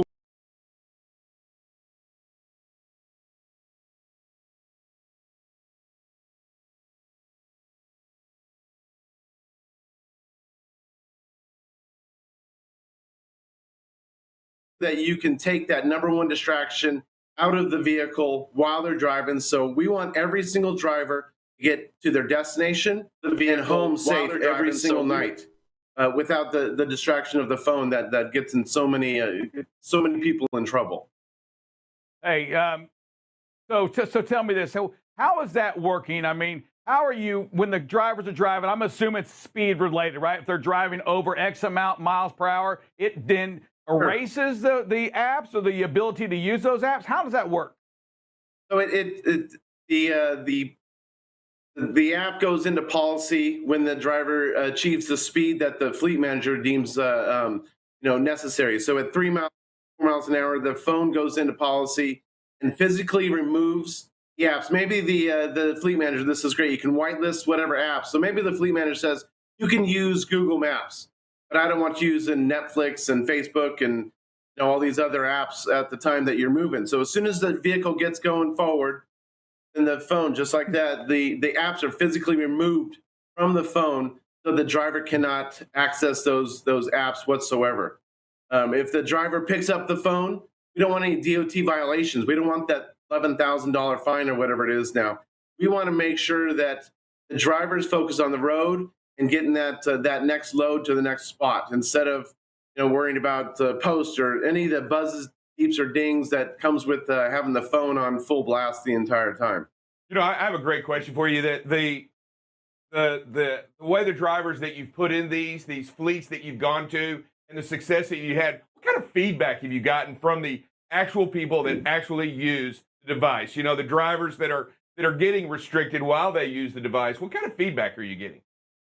So initially, it's like, hey, big brother, you're not gonna supervise my phone. I want access to my phone. But then after about 10 days, they're like, hey, this is a lot less stressful. I don't have to worry about, what was that buzz? What was that ding? What was that notification, right? So the drivers that we talk to actually say it's a lot less stressful and that they can see all the other drivers on their phones on the road, and they're all over the place. So I'm absolutely sure you can have actually very positive response. Yeah, actually, you can see everybody else breaking the law. Once you start doing the law, you can see everybody else breaking the law. That's great. So you go into not only you do this individually and for fleets, right? You do it for both. You do it for personal and for fleets. We only do it for fleets. We have another portion of the business that's working through some insurance carriers that'll bring it to all the moms and dads out there. Nice. So we focus on the commercial vehicles. Well, my daughter, she doesn't know it yet, but that Jeep she drives is getting ready to be a commercial vehicle because we're going to plug that in on her. Hey, Corey, question for you. Is there a notification that goes out to somebody else that says, hey, I am driving right now, because they don't have that ability? Obviously, that app's gone. Somebody text them. Does a notification go back to them saying, hey, the driver is on no cell right now, cannot reply back? That is not yet released, but yeah, that's in the works. If they have that already on their phone, then you whitelist that capability, and then it can automatically text back saying, hey, I'm on no cell right now, can't drive. Awesome. I like that. Hey, I do want one thing. Hey, Dylan, can you put up the mission statement? And Corey, I want you to speak to the company's mission statement as we put it up there right now. Can you see that? Yep. Well, I mean, this is what we do, right? We do get up early every morning because right now in California it's 5:17 a.m. So we're getting up, we're preaching the gospel according to No Cell. Our company founder is passionate about making sure that's we're tired of getting these stories every single day. Driver, looks at his phone one time, 3 seconds, blows red light and T-bones a minivan, or driver, 20-year record of perfect service and gets distracted by his phone and misses an off-ramp. And I mean, there's just horrific stories every day. We are trying to put an end to distracted driving and put an end to these preventable crashes that occur every single day on the highways. What positive results are you getting in by numbers? I would really like to know what kind of numbers are you getting back from the fleets that are using this in comparison when they were before you started using it? So we're in the middle of a case study currently, and what we're finding out, just the primary numbers are that phone handling goes down by 79% after the first 2 weeks. And we can check that because we have an alert system that as soon as a driver picks up a cell phone, then the fleet manager gets an alert and it drops a pin on the map. So that's the initial numbers. We don't have the full set of year-over-year numbers yet, but that'll be released after the first of the year so that we can get some actual case study numbers. It's tough to measure crashes that don't happen because the driver's not on the phone. So it's tough to measure what would have, a crash that would have happened that didn't happen. But what we're seeing is that the companies that we're engaged with have far less crashes once they put this technology. And it goes along with all the other technologies, right? You've got your inward outward facing cameras, your telematics, you've got all the other safety features. This is the final piece of the puzzle, right? This is proactive. Right? The cameras can see you pick up the phone. This is proactive. This takes away the distraction of the phone. The driver doesn't have to touch the phone because there's nothing on the phone that they can use at that point in time other than whatever the fleet manager deems necessary for them to get their job done. Yeah, hey, listen, if you're a driver out there, if you're listening to this show right now, you have a question, hey, go ahead and type that out to Dylan and the producer. He'll answer that question. He'll get that question asked so we can get an answer from Corey on that. Hey, Corey, that technology, I just want you to know, it really does. It's absolutely phenomenal. Are you working with one of these organizations as well that kind of ties you to them, these don't use distracted driving, those organizations? Are you part of anybody? We're teaming up with the NSC, the National Security Council. In fact, we've got a meeting with them in October to be on their team to make sure the Just Drive and Arrive Alive, all the different campaigns that are going on right now. But the National Security Council, Safety Council, is number one that we're working with. Gotcha. Yeah, that's one of the things that we want to do as well. We want to help bring somebody in for BCB Live to kind of help get behind this this case, right? Because Drive Safe, we talk about it on this show all the time. For that spacing, that the situational awareness. There's no time to be distracted out there on the highway with these trucks. So great job. We love that information. Producer, you got somebody? Yeah, so we actually had a driver who was wondering, so say that you have, somebody that you are like a family member, right? They were asking if we have a family member in the hospital and there is an emergency, would that still go through if we get called, or is that something that just stays blocked by the app here?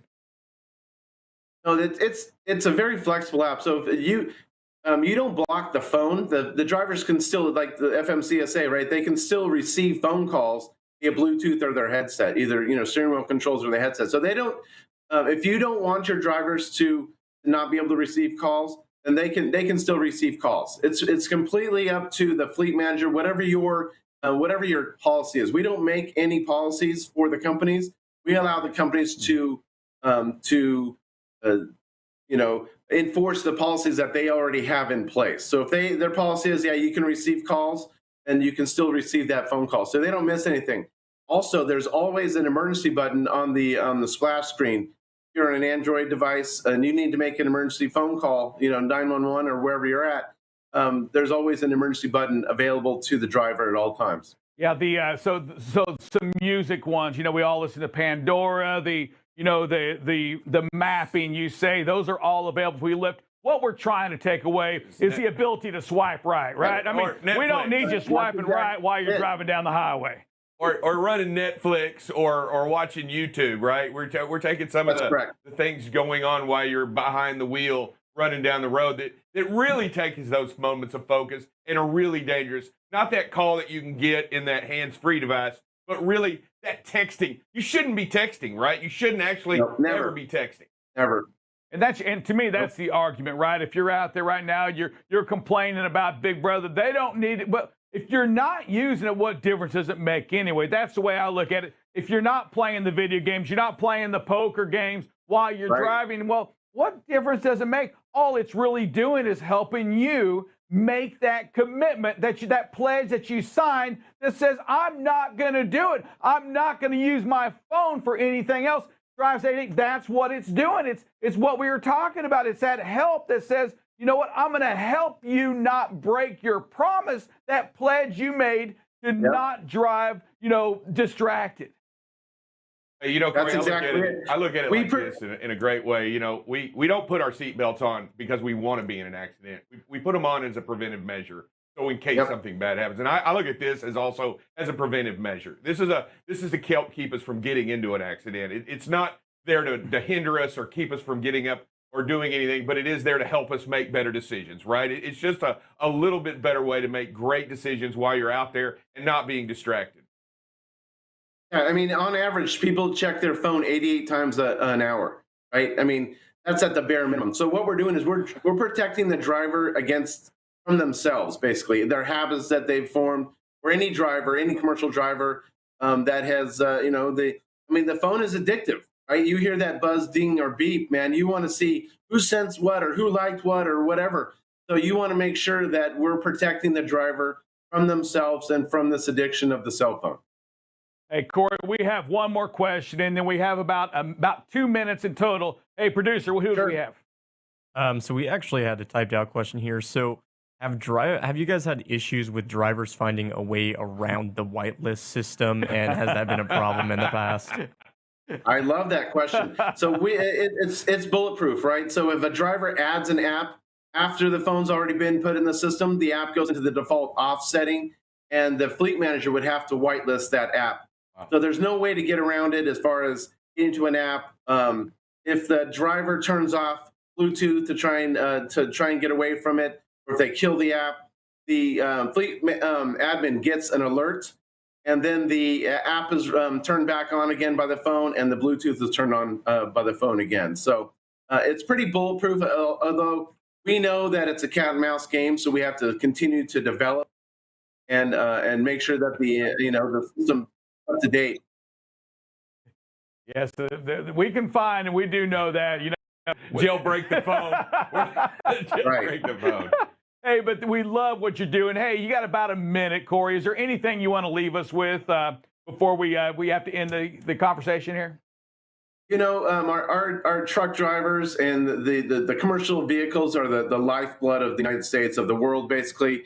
And we want to make sure that those guys, they're getting hunted by the lawyers. We want to make sure they're off the cell phone so they don't get those DOT violations. We want to make sure they get home safe every single night to their families, so we can, get rid of all these stories of the horrific crashes that are completely preventable by removing the distraction of the cell phone from the cab. Hey, Corey, we want to thank you so much for being part of BCB Live. We love your commitment to safety and Drive Safe Dave. We know that we are searching for folks like No-Cell, right? Companies that are out there to help protect this industry, help protect our drivers, and help protect the highway systems and get our families back home where they need to be.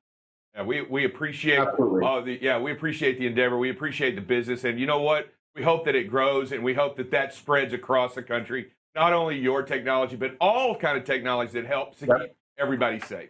All right. Hey, Corey, we appreciate you. Thank you so much, and stay safe out there, all right? Thanks, you guys. Thank you very much. Thank you, and have a great, safe day. Thank you very much, man. Great stuff, Drive Safe Dave. Technology, again, it really does. It amazes me. That technology to be able to help us be more successful, to help us be a little bit safer on the road. I love that stuff, Drive Safe Dave, and I get it. If I'm a driver, if I'm out there, I don't want it, Drive Safe Dave, because I don't use it anyway. And again, my answer is, well, if you don't use it, why not take that temptation away? Yeah, look, this technology that you speak of, has both good and bad, right? There's enough distractions on the phone, and there's enough that you can find to do on the phone and get kind of hooked on something, on that new game that you got going on, or that texting back and forth with family. You've got to get away from it, and this is a great tool. This is a great another tool in the toolbox to be safer, right? No, I love it, man. It's no different than the technology in tractors today, right? There's so much technology that goes inside of a truck right now that helps you to stay alert, helps to keep you from going off the road, helps to keep you from running into the vehicle in front of you. It's technology. Ding, ding, ding, ding. We love technology, especially when it helps us become a safer driver. Hey, Drive Safe Dave, we've got to take a break. We will be right back. This is BCB, and what are we? The safest station in the nation.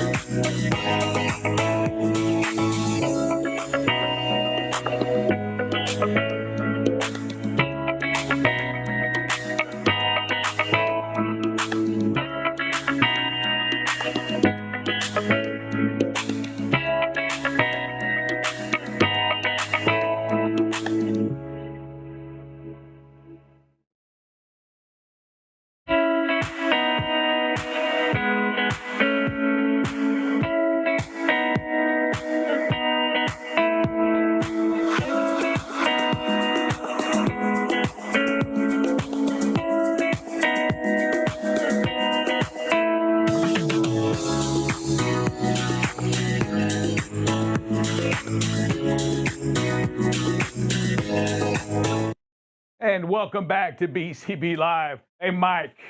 I'm not Mike, and I'm not. What's Corey. wrong? I don't know why I was thinking Mike, but you know what, though, Drive Safe Dave? What I won't confuse are the amount of days of driving safe, and that is what? Hey, we got them at 105 and 12. 105 and 12. I'm so unsure of myself right now, I wasn't going to say it. You just told me 105. I don't know anybody now. We got Buckle Up Dale walking in the office, getting ready for his segment now. So I don't know anybody's name. What's going on? Hey, Drive Safe Dave, You just confused him over there in the green room. Bob was like, I thought it was Bob. Am I Dale today? What's going on? Great stuff. Hey, that was some phenomenal stuff. And as we talk about these streaks, right, that we know there's a lot of luck involved in trucking. We've seen it. Boy, we've evaded, and we've seen it on the show, some of these videos that we have that have been so daggum close to an accident. And it makes you wonder, was there a distraction going on? Were you distracted? Were you on that phone? Were you this close to having a royal flush? You know, maybe it was. It's the first time ever. I'm going to get a royal flush, and then the traffic stops. Yeah. Because you're not focused. You know, the commitment to safety doesn't end and begin with a device in the vehicle. It starts here in your heart, and it starts with your application out there on the road. And you've got to remember, and what we're talking about today is that you commit to safety and not be distracted, and put the phone down. You may not have the device in the truck, but you sure have this one in the truck. Throw it over there to the side, put it face down. Do not text. Do not use that whenever you're out there on the road driving. Make sure you stay focused. Hey, Drive Safe Dave. There's an alarm going off. I think you're falling off the side. Is that you or me? I don't know. Anyway. I threw the phone down. I threw it down. Anyway, we had an alarm going off here. But look at that. Here it is. We're on live TV right now. The phone rings. It distracts me. It distracts you. Those phones are a pure distraction, and it's for real. It's a real distraction that takes your focus off what you're doing. And you know what? The fact that we're not looking at the camera, we got distracted, Drive Safe, nobody died. Yeah. When you get distracted on that highway, the potential is everything. Significant. A huge increase for that opportunity. Drive Safe Dave, where are we at in the goal days? We are at 12 goal days. All right, we're going to hit that for a second. 12 days. If you were listening to the show earlier today, we talked a little bit about that infrastructure, right? We talked about Katrina. We talked about what we did as a country to make, Hurricane Ida not as bad. It was a worse hurricane as Katrina. Why? Because we did our jobs. We went in there. We made the levees a little stronger. We did our job on the infrastructure. We talk about the highway system, and when are we going to go fix these? When it's too late? And I'm going to ask you on this goal as we hit 12 days. We love that we're at 12. We want to be at 13. We need today to go on. We want that the accident-free day to go to 106, 110 to 350 to 500. And it's all up to you. It really is, a lot of this stuff. And on this goal, the last times we've had our streak 12 days ago, it was because we didn't get out and look. Before that, it was because we didn't get out and look. Before that, it was we didn't get out and look. And hey, guess what the one before that was? We didn't get out and look. And I'm just going to ask you, I'm going to plead with you, no different than this no-sell thing, is when do we start getting out and looking every time? Do we wait till we have another Katrina? Do we wait till that bridge collapses? Do we wait to get out and look until do we have to kill somebody first? Is that when it becomes pretty important? That's how serious that get out and look is. That's how serious that you've got to make yourself, you have to have that want. It requires action in the rain, snow, sun. It makes you get out and look. Why? Because dadgummit, you are protecting life when you get out of that truck. And if you don't feel that in your heart, I think you're undervaluing how important your job is, how important not being distracted is, how important your commitment to safety is. You've got to get out and look. Yeah, you may have been doing this for 25 years, and you may have been doing it longer. But I'll tell you what, if you want the next generation to do it right, you have to teach them, and you have to lead by example. You have to be the one that actually gets out and does it so people can see you. Not only that, but in your heart you're doing the right thing. You're doing it right for every going forward. Getting out and looking is something that you're going to have to change that you've done, not in the past every single time, but it is something that you're going to have to do each day, every day going forward. And I'm telling you, it's a commitment to safety. It is a commitment. It is your commitment. It is your desire, your will. Look, I know you've been doing it 25 years and you roll by the stop, you roll by that space and you put yourself in position. I get it. I've been doing it a million times. It's not that hard. It's not that hard. In fact, it is everything in the world to get out and make sure you save a life. You're not going to you don't want to get in a boat without a life preserver. You don't want the Titanic to sink to realize that you need lifeboats on the ship, right? It took a natural disaster like that, a bad disaster, for us to make a change. We don't want a bad disaster to happen backing up. We don't want that to happen before we make a change. We're asking you to be proactive. We're asking you to do it now, to make a difference now by getting out of the truck, walking back there, and making sure that it's safe to proceed. Yes, and today's step pays. It's going to help you in your commitment to get out and look. Drive safe, Dave. What is that phrase that pays? Don't drive careless. Practice situational awareness. One more time. Don't drive careless. Practice situational awareness. We'll be back in 1 minute with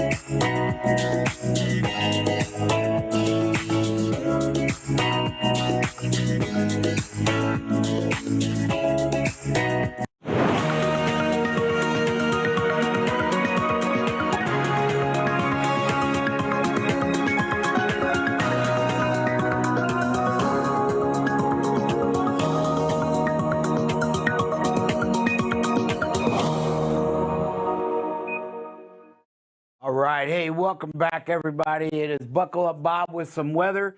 As you can see, Ida has really weakened a lot. And so, again, we have got all of our roads open. There's still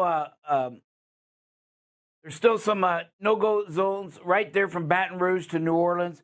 Again, the interstates are open, but the side roads are flooded. There's still debris. There's trees down.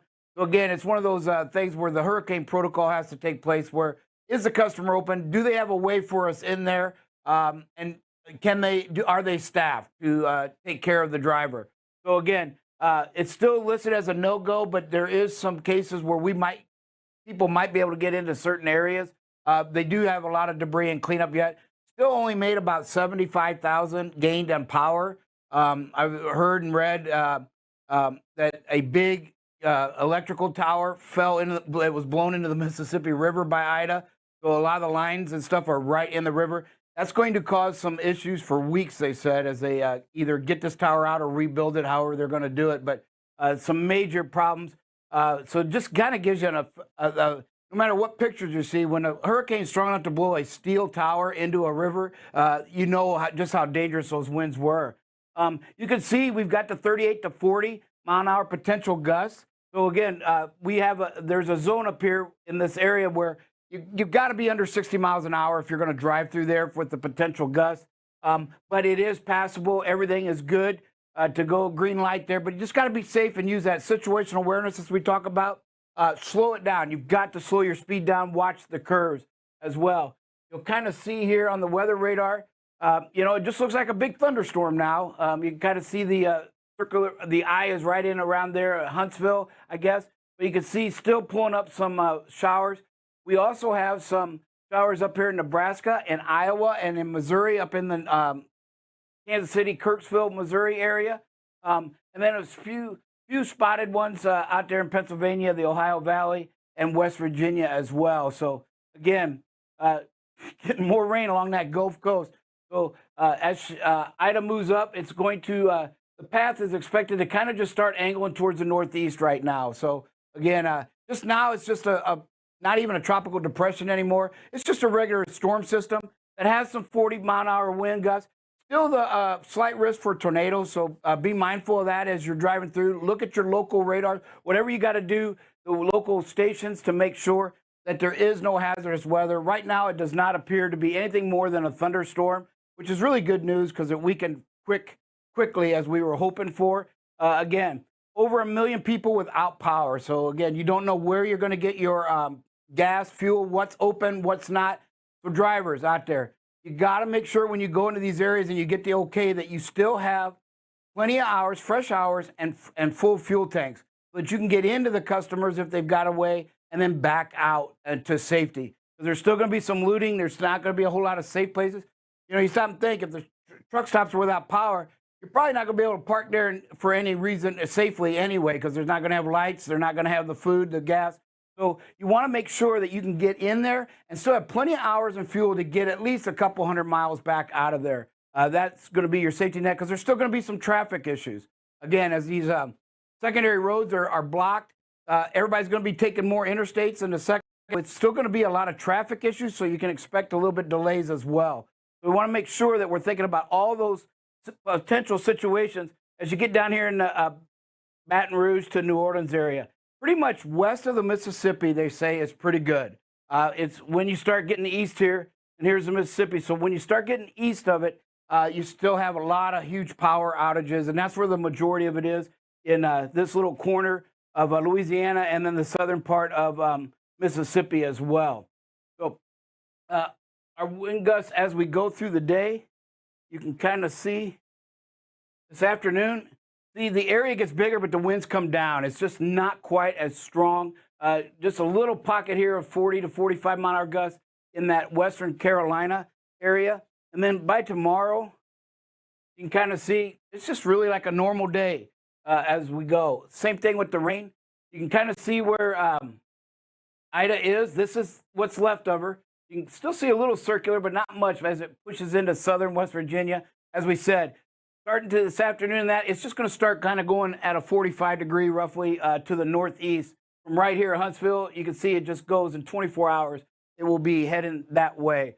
So again, not a whole lot left over now. It's just cleanup and making sure that it's safe to send drivers in to the Louisiana area. The highways are open, but there's a lot of stop and go. Let's see, we got that, and I can show you real quick. So you see all the black dotted lines there? That is stop traffic. So again, most of it is going out. You can see coming, this one is eastbound and northbound traffic is coming in and out of there in the Hammond area. So you can see all the trouble is still west of the Mississippi River. So everything back here looks open and doable there. So we shouldn't have any issues. No driver should have any issues there. And I think we had a lot of traffic accidents in Dallas area. So you can see a lot of stop traffic black in the Dallas area. And here coming out of Houston down in the Sugar Land area, some heavy traffic as well. So in that local area, Jackson, everything else looks really open. Birmingham, Atlanta even looks pretty good. A little bit of congestion up there in the north of Atlanta. So we got some good news. And again, it looks like cleanup is going to be able to start. And we should be able to get back to businesses or close to normal here in the next probably 12 to 24 hours. We'll take a break and we'll be right back with some videos and safety.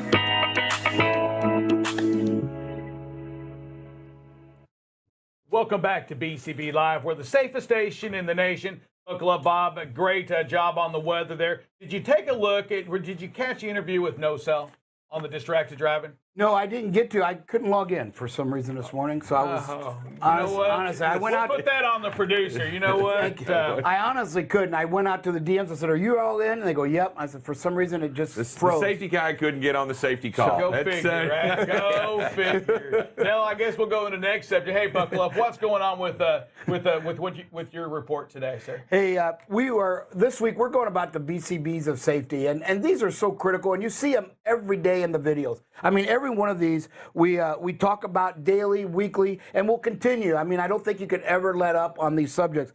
And the second one is your increased space. You know, one of the things, and we're going to see some of that in our videos today as well. Rear-end accidents are the most common accidents, and they're usually the most costly because you have the injury that, and it's long term. You may not have a fatality, but usually somebody has a back or a neck injury, and these last for years. And so, the sad thing is, some insurance companies, you're almost better to actually take a life than you are to injure from a cost standpoint, not from a actual moral standpoint. But it's just that's how bad it is. And so, increased space, you've got to do that, and we do that by, as we did yesterday, slowing your speed.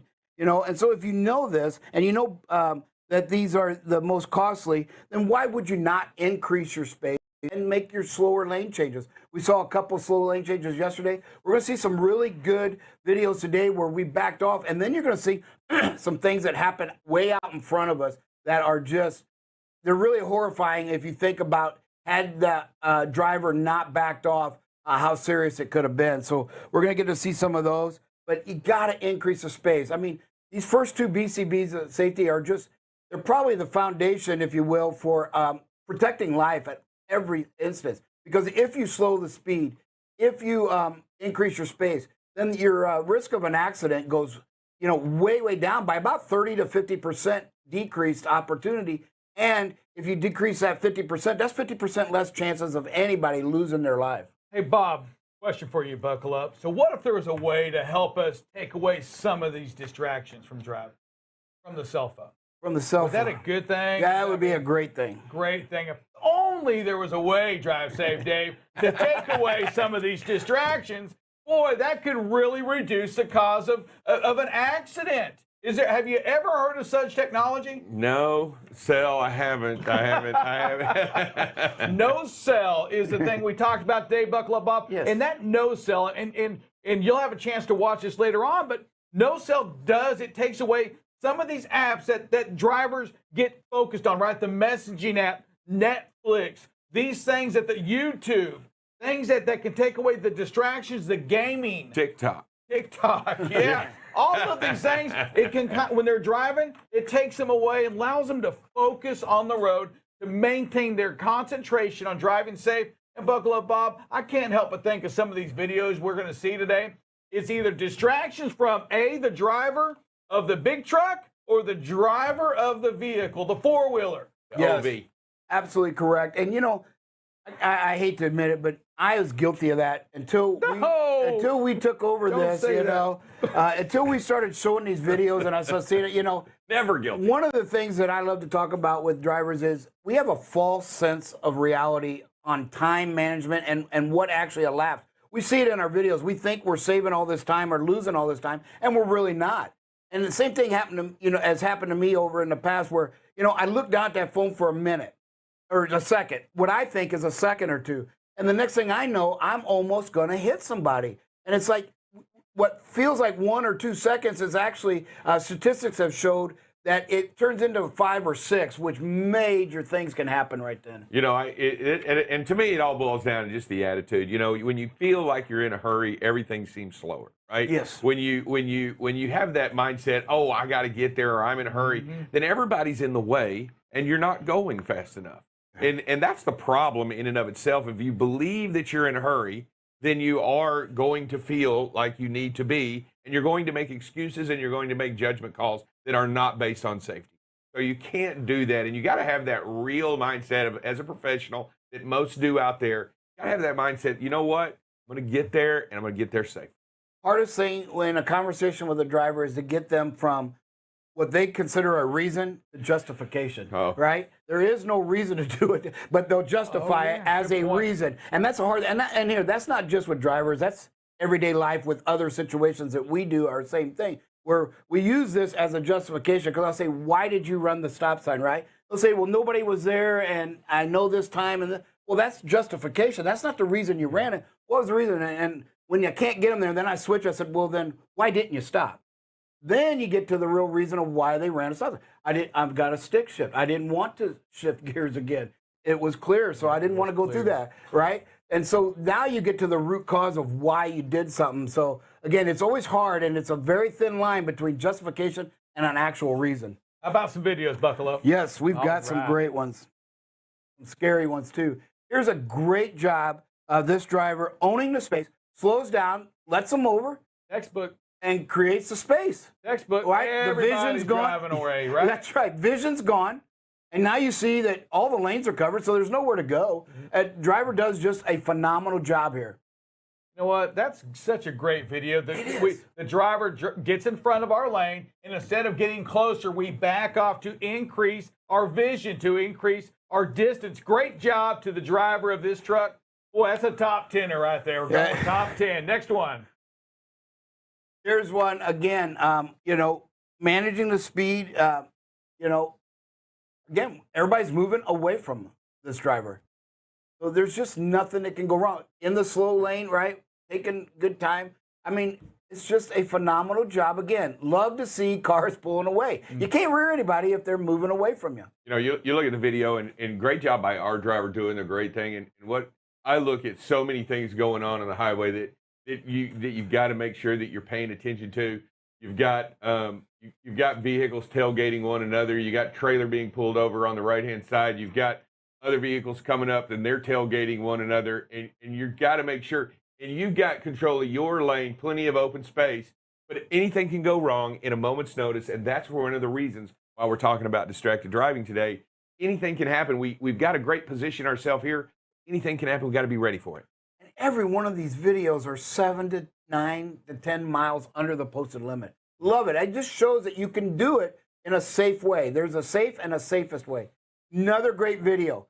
Situational awareness. It's raining. Looks pretty heavy at times, right? A lot of wet on the road. You see the spray. And trucks are moving away. Vehicles are moving away. This driver is not gaining on the driver up in front. In fact, it looks like the space is increasing. Because you see right here it is, how close. Again, we're plenty far back. We're not tailgating, but this driver is going to increase the space there. It starts to increase more. Phenomenal video. Just great job in the weather. Again, situational awareness. Here's one where the speed is down, realizes the tailgate, and you see it starts to increase, right? And then this driver didn't know whether they wanted to pass, what they were going to do, and so start to gain again, and then we run out of the video. But again, if we could maybe learn a little bit, again, pretty good job here by this driver. Maybe back off a little more, just, hey, give you more space. Again, you see it's a construction zone. You see orange signs. You see the new road on the right of the barrier there. So, hey, just back off a little bit and make sure that if something happens in front of that trailer in front of you or to that trailer, you're able to stop. Remember, the speed limit is whatever you can do to stop, not change lanes. Yeah, there's no out. The only out that you have in that moment is the space in front of you. Watch this truck in the center lane. This is unbelievable. Oh my God. But look, this driver sitting back, right, just could react if anything would have happened, and they take out some trails. We can't get any kind of markings off of this truck. It was hard. I tried to zoom in. There's an emblem on the very back on the left side there, but I just couldn't quite zoom in. But it was just crazy. Almost took out the sign. Looked like it was a little bit of a downhill, so it could have tipped it over. I mean, just all kinds of things could have went wrong. Yeah, there. so if you're watching this video, again, look at that vehicle in the center lane as it cuts over in front of the yellow Penske truck or whatever that is and runs all the way over to that exit.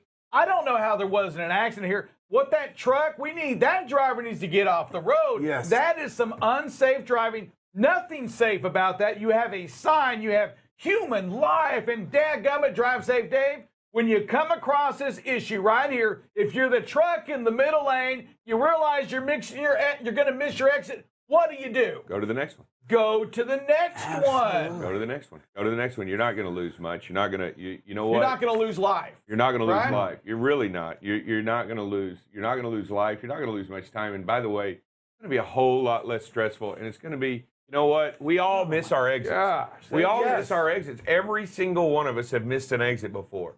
It is what it is. Just go up, turn around, and come back, and get off the freeway at the right time and the right way. And a lot of the times, believe it or not, our GPSs will reroute us, and it'll get us there in the exact same amount of time. Yes. And it's not, you didn't lose anything at all. So, yeah, this is so dangerous. Exiting, you cross 2 double white lines, you cross 2 lanes, you go into the 3rd lane of traffic. You know what? That right there is just so scary. Yeah, and we're not going to talk about damage to the equipment, okay? That's one thing. But you know what? All we did on this was take a chance on life, and life is more valuable than that equipment. You know what? You just can't do that. There is no place in America, there's no place on our highway system for those decisions. That's not a safe decision. That's what BCB Live is about right there, to make sure that we are showing you and you're learning from these videos that says, you know what, when I find myself in that situation, right, I'm getting ready to miss my exit, you just miss your exit. Just miss the dadgum exit, go to the next one. Yeah. And look at this, and if you watch it really closely, the truck actually leaves the roadway. Yes. And you talk about the potential for a rollover. You talk about the potential for, there's so much going on here, and he cannot see his starboard side. No. He can't see what's coming up. He can't see anybody coming up to exit. Just imagine if somebody had been flying up on the right-hand side and he had taken them out that way. I mean, there's so much that can go on there. What a bad decision. And you know what? This is just a great video to say every vehicle, 4-wheelers and everything, should have forward-facing dash cams, because then, again, the goal is to make the industry safer and the highway safer and protect life. And that way somebody can get that was in there closer, maybe gets to identify marks, where they can give that video to a company. And like you said, Sir Rick, that driver has no business driving a commercial motor vehicle to make decisions like that. And here, we talk a lot about how we can control traffic and the spray and stuff. Watch what happens to this 4-wheeler. And again, what's scary here, this is why you want everybody pulling away. Look at where it happens. There's nowhere. This thing goes over, it's going down. And that's the thing I think everybody's got to realize. You can't pick where that this is going to do it on where there's always an out.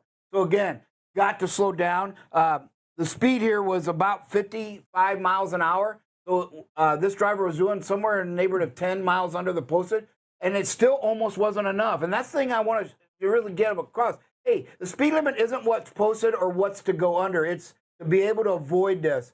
And again, man, what a close call. Yeah, and you want to play a game while you're driving, play the what-if game. Yes. What if, and I'm driving right now, what if that car loses control? What if it does something crazy and pulls out in front of me? And you make yourself ready, right? You get yourself ready, because what ifs, as we've seen, happen an awful lot.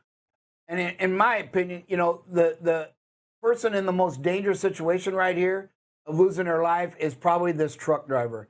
Because if they have to make a maneuver because they didn't have that space, they're heavier and top heavy. They're going to go over that railing. This car might be able to stay inside the highway and be in an accident, but the truck driver really has the higher risk of loss of life here because of where this happened. There's nowhere to go, and it's going to tip over that railings. Man, scary, but great job about space. Again, you know, part 2 is space. Again, but we got to learn. Look at it. You would think the speed is 48 and all the space. All right, so there we have it. We talk about luck in trucking, right? Mhm. That's a lucky one right here. Yeah.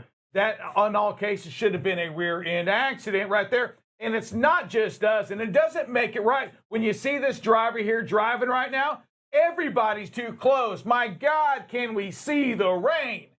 You can't see in front of you. This pickup truck to the left, too close to the big truck in front of him. But that doesn't give us the right, because, buckle up, Bob, we've talked about this, is that we, the truck drivers, control what's going on. Yes. We can control the speed behind us by slowing down and making sure that we are able to stop safely. And stop safely doesn't mean we pull over to the right. That's not part of the plan. No, that's just luck. You stop and think the video before. Had this happened on that overpass, there is no right to go over. There's an accident automatically. And so, again, it just stresses the point. You know, we say all the time, whatever you think the speed reduction you need, add another 5 to 10, and you're probably closer to being what you needed. Again, driver was doing about 8 to 10 miles under the posted limit. I believe it was 55 there in that stretch, doing 47. But again, it wasn't enough because they were not able to stop. Had some great space. Everything was there, but you just got to realize that, hey, it's raining.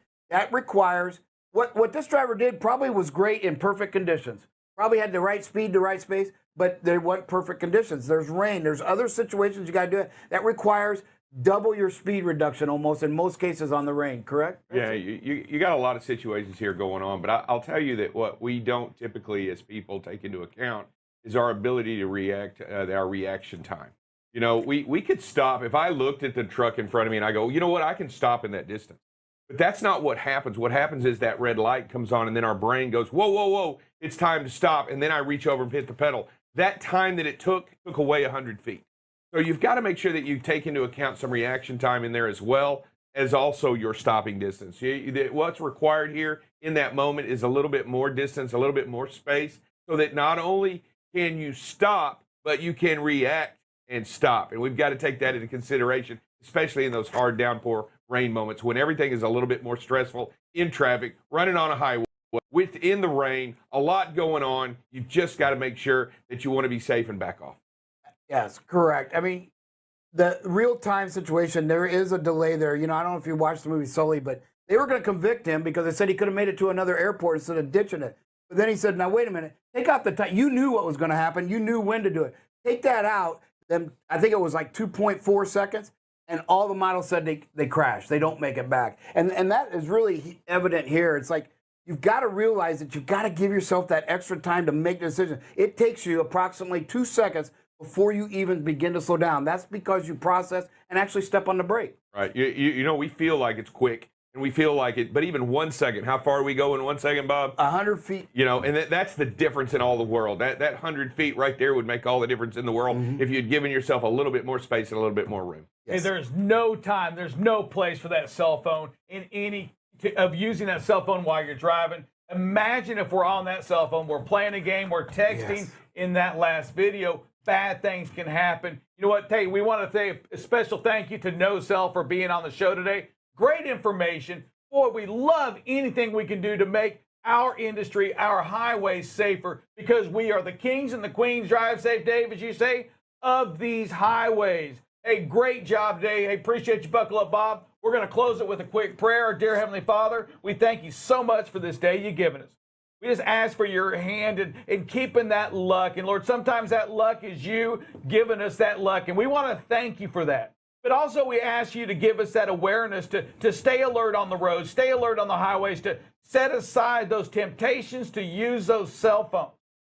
Lord, thank you for all that you do. We ask you to be with those folks that are experiencing the problems from the storms of Ida. We ask you to be with those folks in Afghanistan, to be with this world, to be with our leaders, to be with us at BCB Live, us as chairmen, as captains of our trucks, to give us that wisdom to run that truck the right way, to run our companies the right way, to run this country the right way. In your son's name we pray, and we thank you so much for all that you do. Amen. Y'all be safe. This is BCB Live, the safest state.